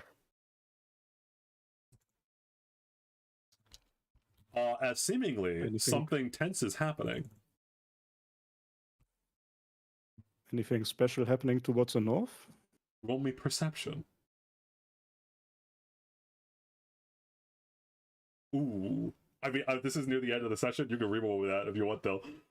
It's near the end of the session already, yes. And I said near. Sounds so disappointed. It hasn't even been 5 hours yet. It has been 6 hours. Yeah. We need to go 12 hours. We have a normal length session. We have a normal length session, everyone. What's up with that? What's going on? 12 hours. You only stream for 3.5 to 4 hours? I wrote a 24. 24. Okay, that is a lot better. You hear gunshots happening up in the north, although they're distant, followed by what I can only describe as a Wilhelm scream and a massive crash. And even Nick hears that, the massive crash, and his head snaps over to the north, and he narrows his eyes. Oh, no. That's all that he mutters that to himself. It's impossible that we have found him that early, right? We have found someone. Nick says to himself as he pulls out his book again, slowly. As Raul, you see in the background, who is it? What is it? Are you being a what? A cowboy? As you hear a crash, boom. That's so bro. Okay. As a man crashes down, followed by the chink, chink, chink, chink of cowboy boots hitting the ground. As a cowboy walks up from the darkness of the forest of the north. Howdy, partners. I see that you've been hunting in these damn there woods. as a man with a white beard, a big old cowboy hat, a 10-gallon hat, cowboy boots, 2 guns holstered in either of his near either of his hips, and full-on cowboy gear, walks out of the Tibetan forest. Oh fuck, this is not good. Nick says, as you can feel him start to slowly cast magic, as Raul moves his hand away from the the device that he's using to contact people, and slowly stares down this cowboy. You know who this is, Ubel. This is Saber Archer Lancer Rider Berserker. Yep. Oh no, he doesn't. The reason he walked here and he didn't come in on his horse is because he threw it before. What do you think that True. crash was? He doesn't have a horse anymore. Ubel has like an instinctive reaction to seeing him inside of his guts. Like he immediately starts to feel the pain again. If I may, I will just take like a step behind Nick. Yeah. That's And like you my reaction. You hear Ryder in the back of your mind. That's not good. Of all the fucking people. Yep. Now what So do one I... of They will counters be her, able- and she's incredibly weakened. Great. Yeah. I was not I was not planning on dragging my servant into this anyway, so. Of all the servants, Ryder says, and she like clicks her tongue, as Berserker finally stops and takes like a normal cowboy stance, as it were. And notably, he looks very different from when you first saw him. Because before he was like a mobster, and now he's in full cowboy drip. Howdy, how's it going, cowpokes? How y'all doing around these parts? I saw that you were hunting, and sorry, since I live in these parts, putting 2 to 2 together. Are y'all hunting for me? Raul slowly puts his hand down and puts it on the hilt of his scimitar. I do not know who or what you are. We were not here for you. We were here for a man made of metal. A man made of metal. A man of steel. He smirks to himself as he lowers his cowboy hat over his eyes. Oh no. Oh Well, no. He thinks you it's found himself. him. Because I'm Yes. the man of metal. I am the man of steel. You know who the fuck you're messing with, bud? No, I do not. We are here for Hephaestus. You might have got the name wrong. I might be like a god, but that's not who I am. And Ryder, and also to some extent Nick looks very confused as the Berserker is doing something. But Ryder in your mind goes, that's not possible. As he slowly puts both hands over his revolver. He doesn't fire or anything like that. He just gets in the ready draw stance. The name's Gunslinger. And as he says that, you hear Ryder say, he actually changed his saint graph. What kind of class is Gunslinger? It's actually Ubel's class, but Ubel doesn't know that, but like that's perfect. Really, the It's- kid.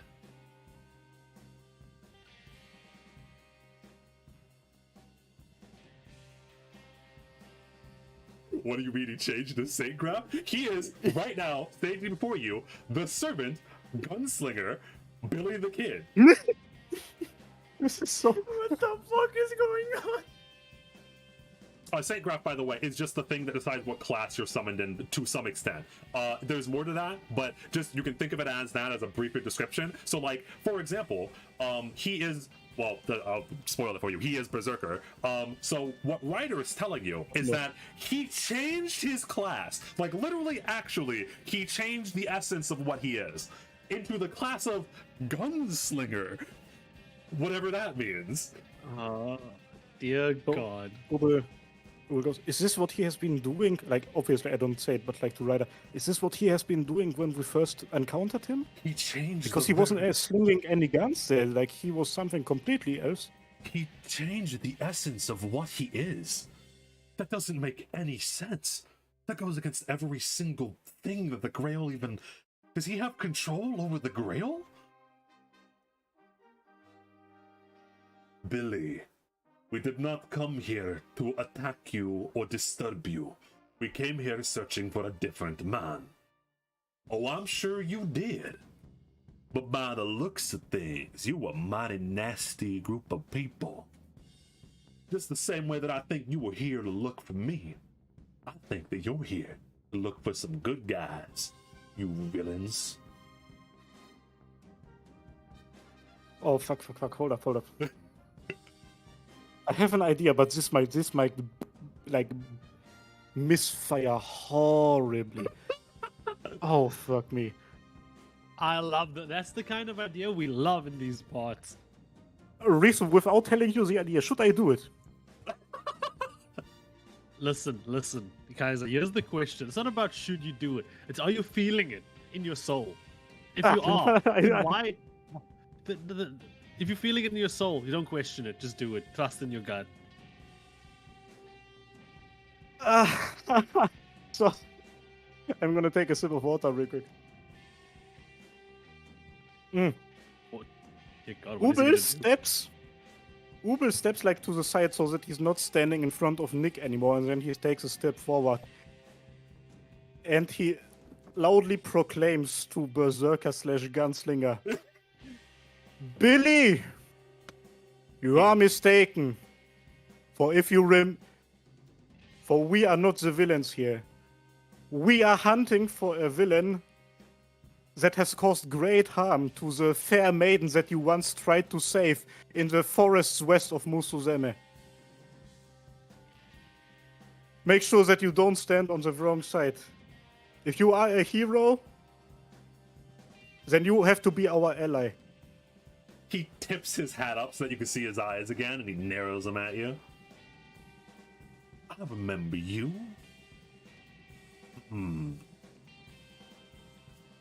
don't know about you, but these folk don't look like good guys. And by the way, by this point, Raul has ordered, you can see Berserker is surrounded by a decent amount of Ishvolden soldiers that all have guns pointed at them. It is literally a Mexican standoff. As like all of them, like, there are a whole bunch of Ishvoldens. You can tell that like they're nervous as they probably saw some shit up to the north, whatever was going on up there between the soldiers and him. As they're like gripping their guns, they're like readjusting their grip on their guns as they're all slowly aiming their guns at him from the bushes and from the trees off in the distance. Nick is slowly chanting a spell of some kind, and Raul still has his hand on the scimitar. Berserker wiggles his fingers over both of his revolvers. The man we are hunting for is willing to do as much as throw laser beams and fireballs at the woman who you try to protect. You have to help us with hunting him down. You make a mighty fine argument. Yeah, you do. You're a smooth talker. I like smooth talkers. But, and he looks at his eyes narrow over to Raul Aria. I don't like being interrupted and shot at. I believe, my friend, and he looks back over towards you, Ubel, that you've been being deceived.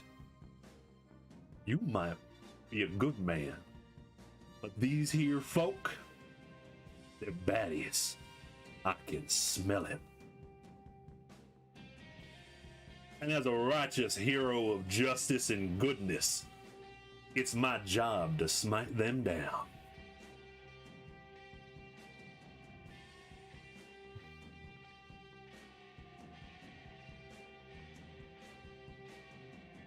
I kind of did what I did as much as possible. Yes, the woman I was referencing was Noah. Yes, there's Noah, yeah. Fuck. Is there a line comes to my mind? Maybe. I have kind of said, like, I would just repeat myself at this point. if it doesn't seem like he is willing to just leave or resolve the whole thing, I don't know. Ubel goes, Billy, I vouch for these people. No matter what they look like, what matters is their intentions. And their intentions are pure, as they are trying to hunt for the man of metal who has done all of these horrible things. Okay. As you say that, he wiggles his fingers as they get a little bit closer to his revolvers. The people around him, they move around, they adjust themselves, getting ready to fire all at this man. Raul slowly but surely grips the pommel of his scimitar, and you actually see, this is wild to you, by the way, as this is happening. Roll me Arcana, actually. Oh, sure. Yes, so unironically, as like it flashes back to him looking right at Raul staring down at him, his eyes dart back over to Nick slowly chanting a spell, and he looks around towards all the soldiers, and then he tips his hat. As that's happening, the snow of Tibet is slowly turning to sand beneath your very feet. And a tumbleweed, a fucking tumbleweed in Tibet rolls off from the side of the forest and goes in between all of you as he's looking around himself. You don't know how this is fucking happening. reality marbled us. You don't know how this is happening. My man has done a reality I fucking marble. love Berserker. Bro, do I get the chance to just like slowly walk behind Nick? If I can, I do that. You can, yeah. As you slowly are walking back behind Nick, as the tension in the air is palpable, as the snow turns to sands, and then finally, right as he looks like he's about to draw, all right, you convinced me. I'll stand down for now, but on your word, mister. On your fucking word. And he slowly puts his hands away from his guns. Did he just alter reality? We're not in a reality marble. Like Ryder looks around and is like, we're not in a reality marble. He just, huh? Also, he literally just changed the world around him. Yes. It's not, we did not really get a reality marble like Iskander. Like, he just changed things. Yes. Because a reality marble basically sucks you inside of a person's mind, where whatever was inside of their mind becomes reality. He changed reality.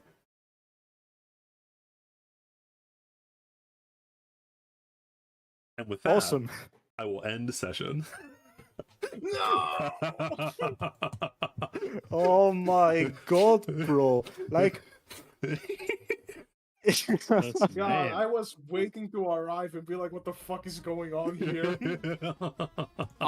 honestly, the closest one to arrive is probably me and Ling. Yeah, based on Because the like we need to go like Oh, past is it? him.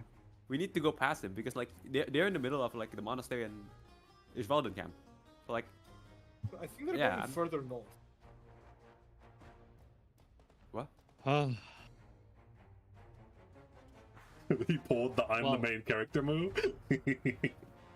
You know what? Now I understand why the thumbnail is a cowboy hat. Now I understand. Yeah. Bro, the moment the fucking Red Dead Redemption music hit, I immediately had like a physical reaction, like my body stood up. I don't When- know why, but when the you moment, said the the moment he tumbleweed- appeared- When you said tumbleweed, I had the song, you know the song like played in my mind like. Yes, yeah. Yeah. Yeah, the moment he appeared, the top and buttons of the screen just like suddenly like got that the black bars like fitted in. Yeah, If you didn't bring out the tumbleweed, like I was gonna make a joke about like, oh, and the snow tumbleweed comes past, but then it actually happened. And I was like, what the fuck? Berserker. I I feel like Berserker have to like actually what you call it, be confident and stuff like that. Like, I have to actually think that he is that. Oh man, my man created a new class. My man told the Holy Grail that he was a gunslinger, and the Holy Grail listened to him. I am so fucking like, who the fuck is this man? Like, I what know the who fuck he is. this He monster is. shit? in the moment. I know who he is. He is freedom. Okay, he is freedom he- at its finest. He's gotta be like the personification of fantasy or like imagining things or something like that, right? Like if he can imagine Or like himself a- to be like a knight of the round table or Billy the Kid or the world around Maybe- him, it has something to do with like thoughts and fantasy and imagining stuff. Oh, He's so deluded, it's insane. I mean, you say he's deluded, but whatever he thinks, it's happening. So can you really call him deluded if it works? He's so deluded that whatever he thinks happens, that's the thing. isn't that genuinely some of the most powerful powers in Fate? It is extremely powerful to be able to alter the Saint Graph itself. Only really like Wait, the demigods that's a or gods power? are well. So there are other things that we've seen that do it before, like Artemis did it because Artemis didn't want Orion to be summoned because she was afraid Orion was going to cheat on her. So when we try to summon Orion in FGO, Artemis hijacks the Saint Graph. But Artemis is a fucking god. You know what I mean? So yeah. So only the most powerful of servants have ever been known to be able to actually alter to their own Saint Graphs. Like god level servants have been able to alter their own Saint Graphs. I mean, like, not to be fair, it's not like grand servant levels of broken. It's not like King Asan or Merlin, but it's up there. It's like this guy is seemingly extremely strong in terms of as far as servants go. Yeah. And also the reverse reality marble. Again, reality marbles work because they drag you into a person's mind. They don't alter reality. He changed Snow to Sand. He manifested a tumbleweed. I think he's right. He is Arthur. He's Arthur from fucking Fire Force. It's a fucking ditto. Oh god, yep. Yeah. I Just love wild. Berserker. I love Just Berserker. wild. Berserker is so funny. I love Berserker. No. Well, Dio, now we can go back to my previous plan. It was so funny because I was waiting for Liz to arrive because it's like if anyone mentioned Noah in this conversation, she would be like, "But Noah is a guy," and immediately we go into combat. What you mean, Noah? Noah's a dude. Oh. Yeah, what's a dude? What the fuck are you guys talking Oh, about? you've been deceiving me. Oh. If, by the way, so I want you to understand that your lives depend on Berserker thinking that Noah's a girl now. Like that's just true. That's just true. Oh, no. And if Berserker ever finds out that Noah is a dude, he's going to try to kill Ubel. Hey, listen, Noah, Well, I asked Risu, I guess should now do- you have to buy a dress now. Risu, Listen, I I've asked been you, should I trying to do the think of a plan or plan to not? handle this man for so long. Just don't. Oh god. A lot of princesses, and queens, by the way. A lot of royalty talk. A lot of more lore dropped. I love we keep getting these reveals, and these reveals have been planned from the very start of it. But like I remember way at the very start of session 1, you were like, "Bro, I feel like we're already near the end game. How much of the campaign do we not know?" Session 11. Oh. It just doesn't stop coming, bro. No, take me back. Let me out. Some point, no new games from Berserker. True, he did just reaffirm he's building a kid. Use magic to change Noah into a girl. Oh no! Oh. Noah, put the maid dress on. It's for the fate of the world. You have to do it. When For the fate the- of the world depends on it, get in the maid dress. Oh no! Just stand in the middle No, of the bed. nobody's and gonna then go just- to bed as a How- man and come back as a I- girl. It's over. Standing in the middle in the cold snow. Help! I am in danger. Save me. Just the most fucking unimpressed dumb with this shit expression. Oh god. Yeah. Any more You know- guesses? I guess. Any more theories about masters or servants or whatnot? I do just want to explain but- one thing for the whole for the person who asked about if Noah is a femboy thing. It's kind of like Nagisa from Assassination Classroom. Most people don't know him as a guy, but some people think he's a girl at first glance. Sometimes Noah's like Dude, that. I thought it for like So the most- first season. Yeah, exactly. The more Shaun sounds sus, the more I trust him. Okay, trust stonks are going up in a Shaun. Okay. Okay. Bro, they hired Kojiko, him to be a I, fucking detective, and he just uses the powers to just like break into people's houses and like sleep in their beds or whatever. Speaking of theories, I do think the whole Nick is Machiavelli is Caster is a pretty good theory. Has some pretty good legs on it. Yeah. Which would be kind of weird because he seems to want things to end without violence for some reason. Well, so Machiavelli, to talk on Machiavelli, because I took a whole entire class about fucking Renaissance and Italy history, Italian history. Machiavelli is a kind of weird figure within history because it's uncertain whether or not he actually meant to do everything that he he wasn't a fan of violence per se. His most famous work. Oh, I might be out of the loop, but who is Machiavelli? He's an Machiavelli NPC was, from Assassin's Creed. Machiavelli was a poet slash philosopher slash merchant that was in Florence, What? Italy, during the Renaissance era, roughly.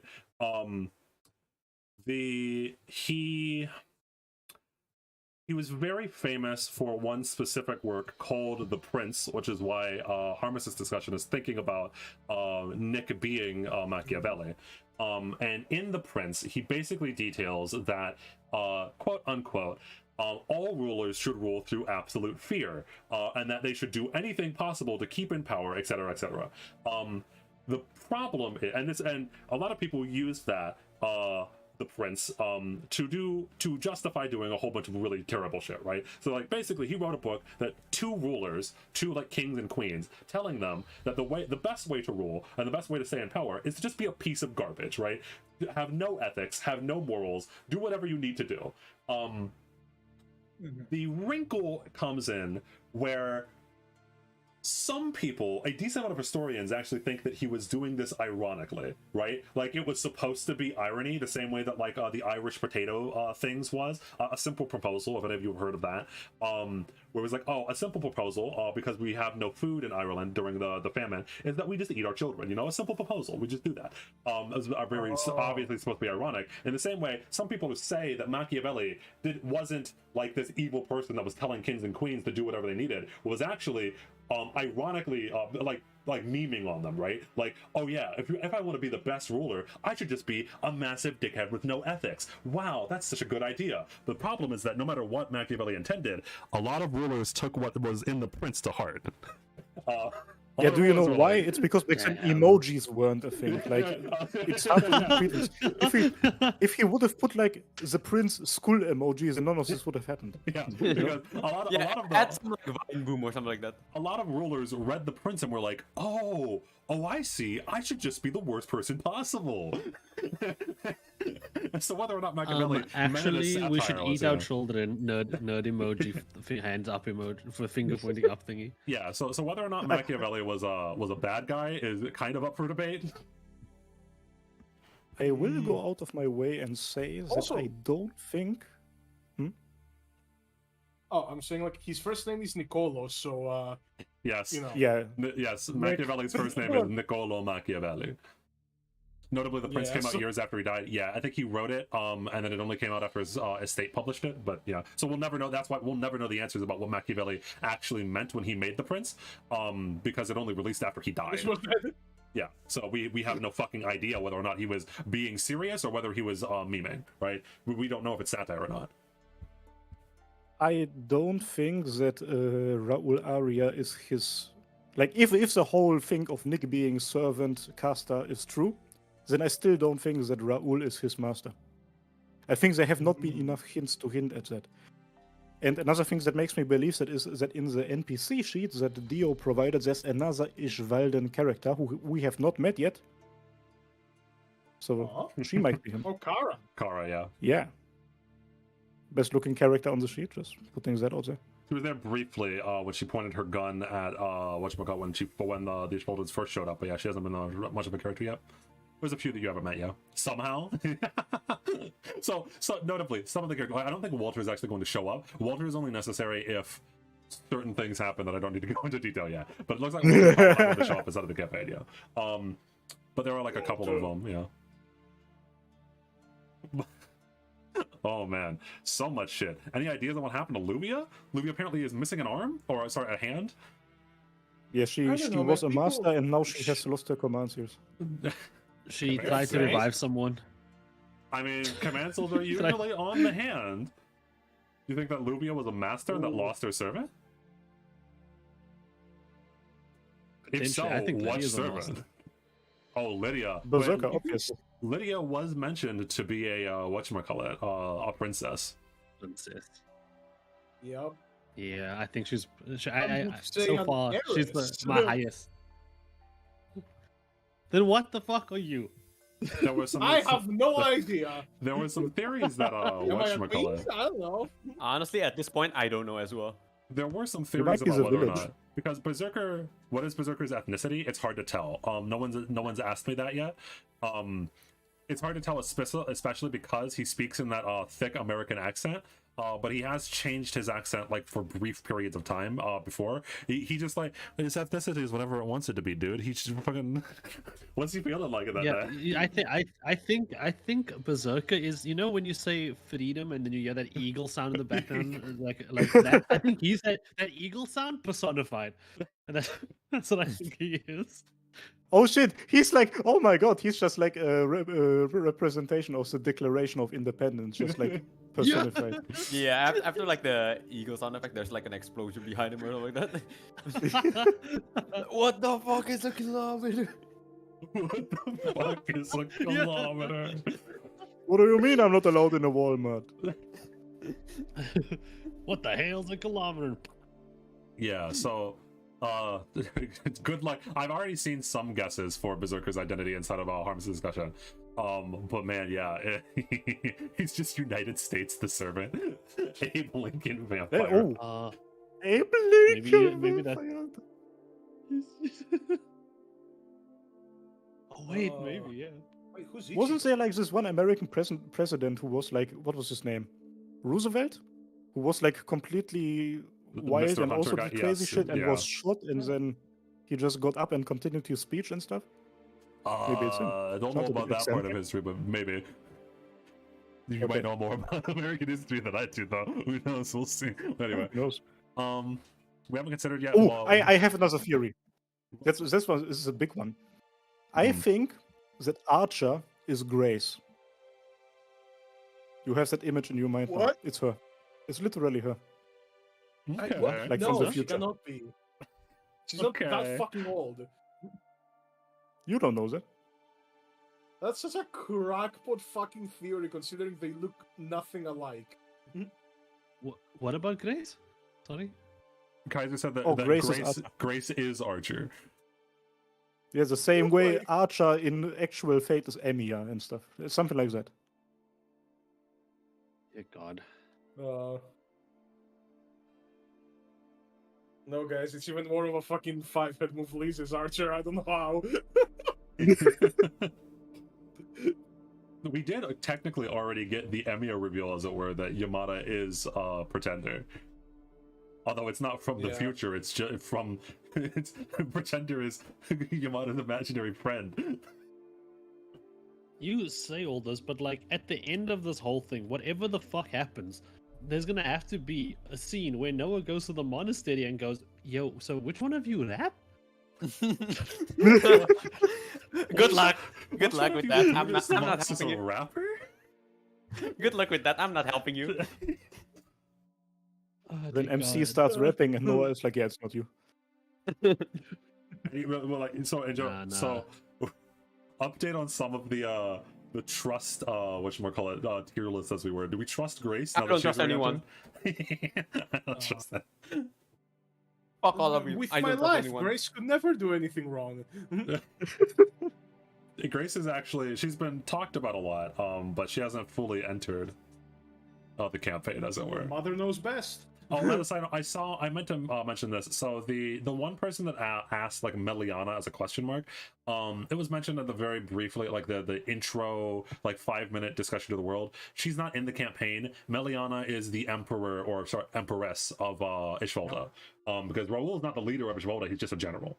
Meliana is the tyrant, the warlock that is currently ruling over Ishvalda.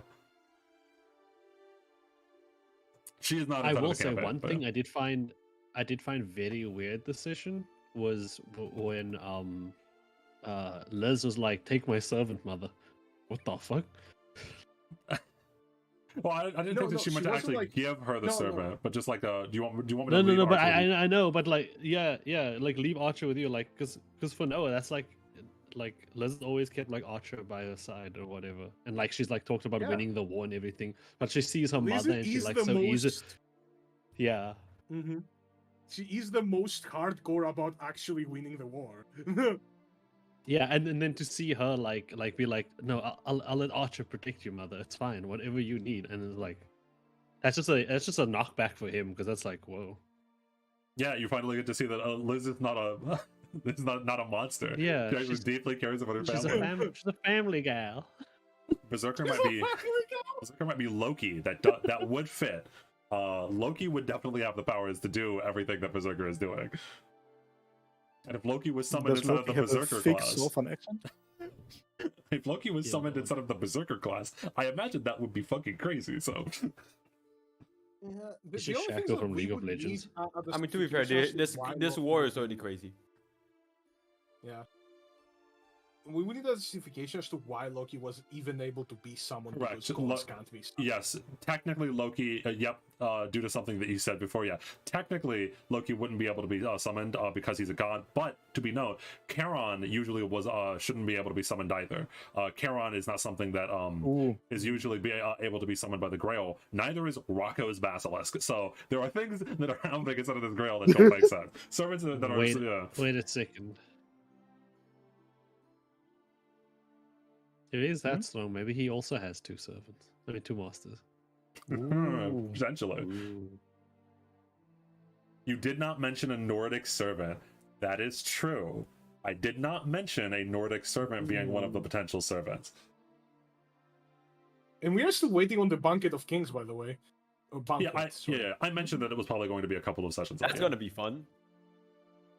Mm-hmm. I mean, who is gonna show up there? I probably won't. That's a good question. Hey, maybe no player character actually enters it and it just happens in the background. it's just Lancer sitting there at a table alone, being like, "Cool." By the way, Guys. the Banquet of Kings, I want you to... So, for more insights from version 1 of Tibet, that is exactly what happened in the first one. Outside of one player character who showed up briefly, no one actually went to Lancer's little meeting. Oh no! Oh my god, no! No, that's sad. It's like the NPC. Alright, we're all showing doing up him, or now. like, is it like really empty? Just like, Some of the The thing with NPCs the did Banquet show of up. Kings is that, yeah, of course the masters are not gonna fucking show up. You need the servants to go. I feel Like, bad oh, for him cool, now. here I am. I'm a master. Yeah, it is a little rough because like if the masters do actually show up, then they're revealing who they are, right? That we don't even know. Honestly, Yeah. I might I wouldn't trust even, Nick. like, Liz wouldn't even send Maria there because she would be too scared. She might just send like a random servant with like a fucking how's it called?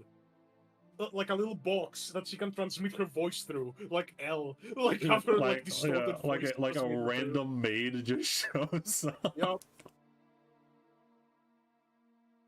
German assassin, Greek lancer, Greek. Yep. So we have Ryder. Yeah, I Did did someone mention say there random maid? no item of it. Like a So random the fucking two, Blair maid. the two Greek servants are confirmed to be Lancer and Ryder, who are Ajax and Charon. Assassin speaks in German, so you know that Assassin is German, or at least that he's faking being German at the very least. Whatchamacallit? Celtic, yeah, Archer is the Celtic one, almost certainly. The modern area is Rocco's, and we have an Italian and a Spanish servant left. Everything that Don Laffy says is correct. That if Nick is the Italian servant, if he is Machiavelli, then that would leave Spanish, meaning that Berserker would be the Spanish servant. Don Quixote. Oh, I get it. He's the Spanish Inquisition. Nobody expects it. Don Quixote was one of the guesses that Harmacists discussion was talking about. Oh, and I mentioned that Saber is no one. I did not mention what Saber was. No one knows what Saber. Whatchamacallit? Yeah. Yeah. We're still missing like Saber and we're still missing Saber. Saber is the one that's missing. Well, Saber is just chilling somewhere. Yeah. I won't mention. I did not give you a whatchamacallit for Saber, a nationality for Saber, because Saber is but anyway. Yeah, no, that would make the most sense. And if he's Spanish, Don Quixote would make the most sense. Mm-hmm. We just gotta build a windmill, and he's going to be busy for the entire time. If he is Don Quixote, we can time it perfectly, with the next chapter reveal in Limbus Company. That will be Don's chapter. It'll be fantastic. Yeah, but like, how? Okay, how is he divine though? If he's Don Quixote, that's true. He has divine something to like fuck up with Karen. I always call Don a paladin. Like, I just always call her that. Like, when I'm playing Limbus, I just always call her a paladin, because that's kind of what she's doing there. But I don't know. So Don Lappy mentioned something. He can control Saint Graphs, but okay, never mind. He's going back on that. Don is crazy, perhaps blessed. I don't know. It's interesting. There were some other theories inside of the Harmacists discussion as well. Look. Now Thinking is hard. Thinking is too hard, so I'm just gonna let the discussion, Harmacists discussion, do it. Yeah, Harmacists discussion is gonna have it figured out by next week. Look. Like the last week, I played Wuthering Wave. I just thought to myself, maybe I should just take it slow. I just enjoy this game. So yeah, I don't think anymore. Berserker is so confusing. That is correct. Berserker is. By the way, I want you to know. By the way, it's so funny. I was going to say they didn't. So they never confirmed who Berserker actually was until the very end. But the very first session, when Berserker showed up to crash the plane in Tibet 1, one of the players immediately said, "Oh, I bet that servant is X." And I went, "How the fuck?" They get, like, within 5 seconds of the campaign starting, one of the players shotgun Hail Married who Berserker was, and I went, "That's crazy." But then they all second guessed themselves and never really guessed who it was until the very end. It was crazy. I'm like, that shit's insane. He awoke his third eye and immediately guessed immediately who Berserker was. I'm like, what the fuck? Man got a 6-star on the single pool. Really? So Don Laugh is right. That was the one that they guessed. Really? Yes. Out of all of them, they guessed instantly Berserker. Good luck with that. But anyway, yeah, and also as I had mentioned, that was the list of all of the masters as well: the village, the heiress, the fire, the farmer, the hunter, the spy, the queen, and the experiment. So there you are. You're getting closer and closer. Things are being revealed again. There's been a princess been revealed in Lydia. Does she fit into any of this? None of these say princess, though. There's a queen, but no princess. Although Berserker did call his master princess. There is an heiress, but we are all assuming that to be me. And if Lydia slots into heiress, where the fuck do I come in? No. I think maybe if Lydia's a princess, then if her mother's dead, then she's the queen. Fuck. Okay. That could work.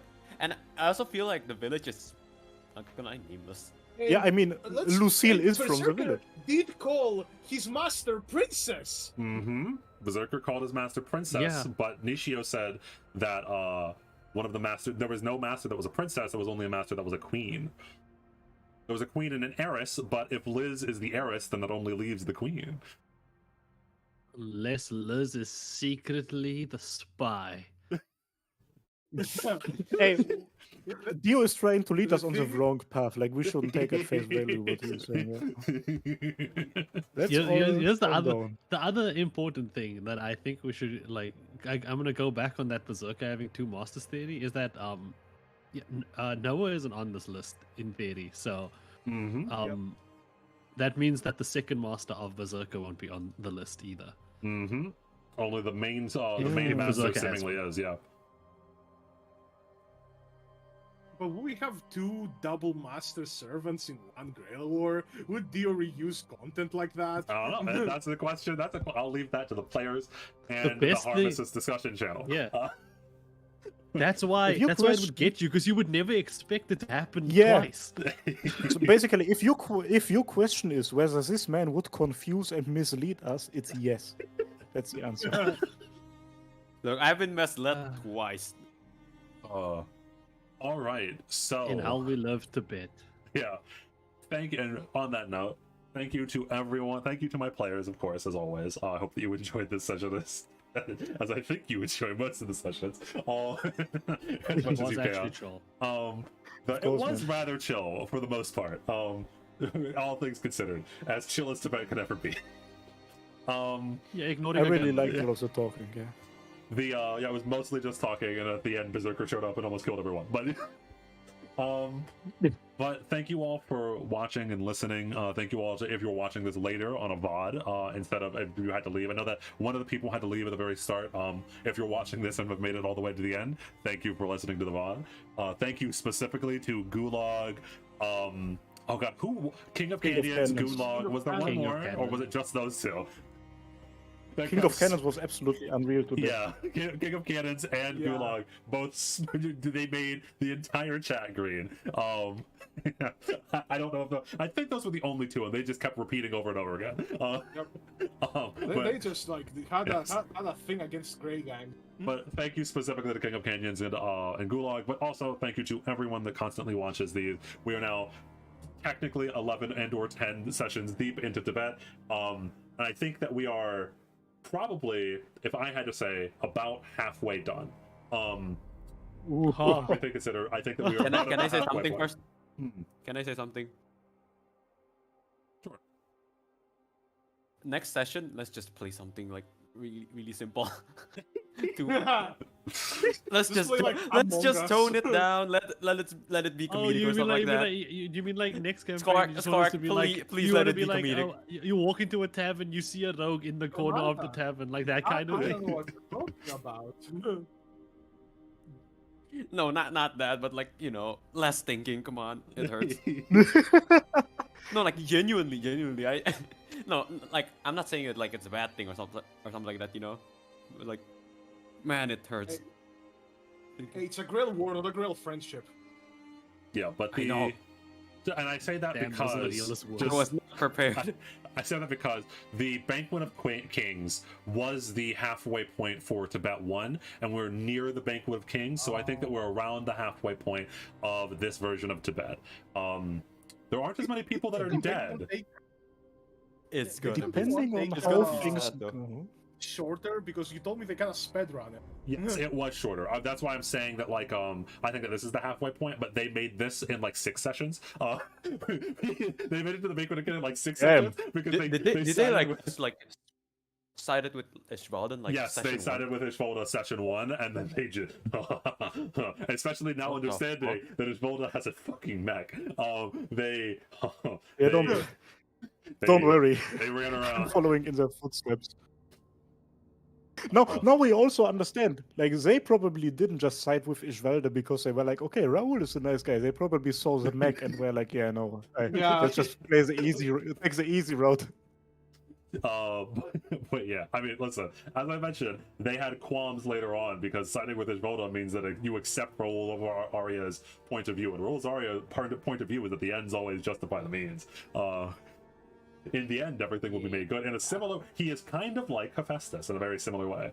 They are similar people. Oh boy. Cycles of cycles, God. similar trends, similar people. They're all the Fucking- same in the end, just as Rocco Ubel Basilisk said. PTSD. Fucking, it's kind of frightening that Nick was like, yeah, you kind of like him, and even I was like this hunter angle is kind of similar. Mm-hmm. And like, remember, the ends justify the means. A couple of sessions ago, I wanted to sacrifice Akar Yeah. for the sake of keeping peace in the entire Yep. thing. Yeah, yeah. Yeah, Two Nick men was- have yeah. found themselves. Nick was like, "Hey, you're actually kind of really similar to Raul Aria, the butcher," and you're like, oh, Hey, as they say, cycle. yeah, cycles, yo. It's a cycle. All right, well, with that, looking forward to next session. I think, by the way, I don't think the banquet's going to be next session. I think next session will probably be called Separate Paths, and then the session after that will be the Banquet of Kings. It's a cycle, and I don't have a bike. Thank you for watching. Unless something comes up, or unless the scheduling error comes up, we will see you all here next week at 9 a.m. EST, where the wonderful Tibet is waiting for us. And I think next session is probably going to be a little bit longer, because there's going to be some stuff that you guys are going to have to deal with. Fucking finally. What the hell is a kilometer? If we assume this is the halfway session, this means this is gonna be about half the size of the independent contractors campaign. That makes half the episode sense. count, because I think like independent contractors are somewhere like 40 something mark. I Yeah, think something we like that. reach 38, 50, right? maybe? 50? I thought it was like 39. I think 40 something. I don't remember, but Really? Let me check. it's roughly about the half the size of the Harmacists. That sounds correct. Yeah. It was 42. 42. Okay, yeah. And this is going to be roughly about 20 something sessions, assumingly. Oh well, there's a More long or way. I mean, as Don Lappy said, it can end in 2 sessions if everyone does end up going to the Banquet of Kings and everything gets really bad. Well, you know, we'll see what happens there. I mean, honestly, since Yamada doesn't have a servant, Yamada would probably just go like see like what the fuck is going on. Yeah, so there's still plenty of Tibet. Do not worry. We will see you all next week unless something comes up, or at the very least, we potentially will see you all Wednesday for C Squad, which is so different in tone to this every single time. Honestly, this is like the high quality like TV drama. C Squad is like the fucking surrealist comedy. C Scott it's always so fucking funny to listen to like Rain and everyone and Supa dealing with ha ha he he as they're over there like look the first battle, everything's fine, they're fighting and everything in Tibet. Oh dear God, I'm fighting for my life. I'm fighting, please help me. Hey, look, Whenever guys, I'm it's thinking- zombies. You guys like zombies, right? Oh fuck. Whenever I click on one of the C Squad streams, it's always just something about gooning, bro. It's like a reoccurring theme. What? All right. Ooh. Honestly, Funny guy. C Squad is like my weekly torture session, and that's why the fans like it. Like, that's why we have dubbed it. It is funny. It is funny. Oh, either way, and by the way, just as a little hint towards next time, Daigo has already seen this. If you look inside of the link inside of the description for all of the, I don't know if Harmacists has seen this yet or not, but if you look inside the Google Doc for all of the images, a different version of Hephaestus's token has been uploaded now to see what he looks like. A little sneak peek towards the upcoming sessions to see what he now looks like after his boss fight. It's just right. It's in the I same have to section. fight a yeah. bot now? Oh, I have to Imogen, fight yeah. the bot? In case you don't know, alternate skies, we're not going to use copyrighted images for the for all of the characters. But yeah, if you look, there's a link inside of all the descriptions of all of these sessions. I think there is at the very least that leads to a Google Doc that shows vaguely what the characters are supposed to look like.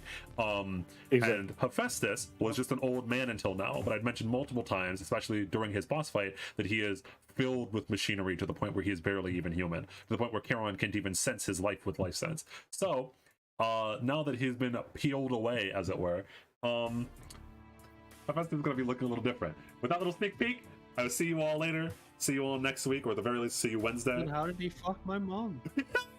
What? What? It has been fun.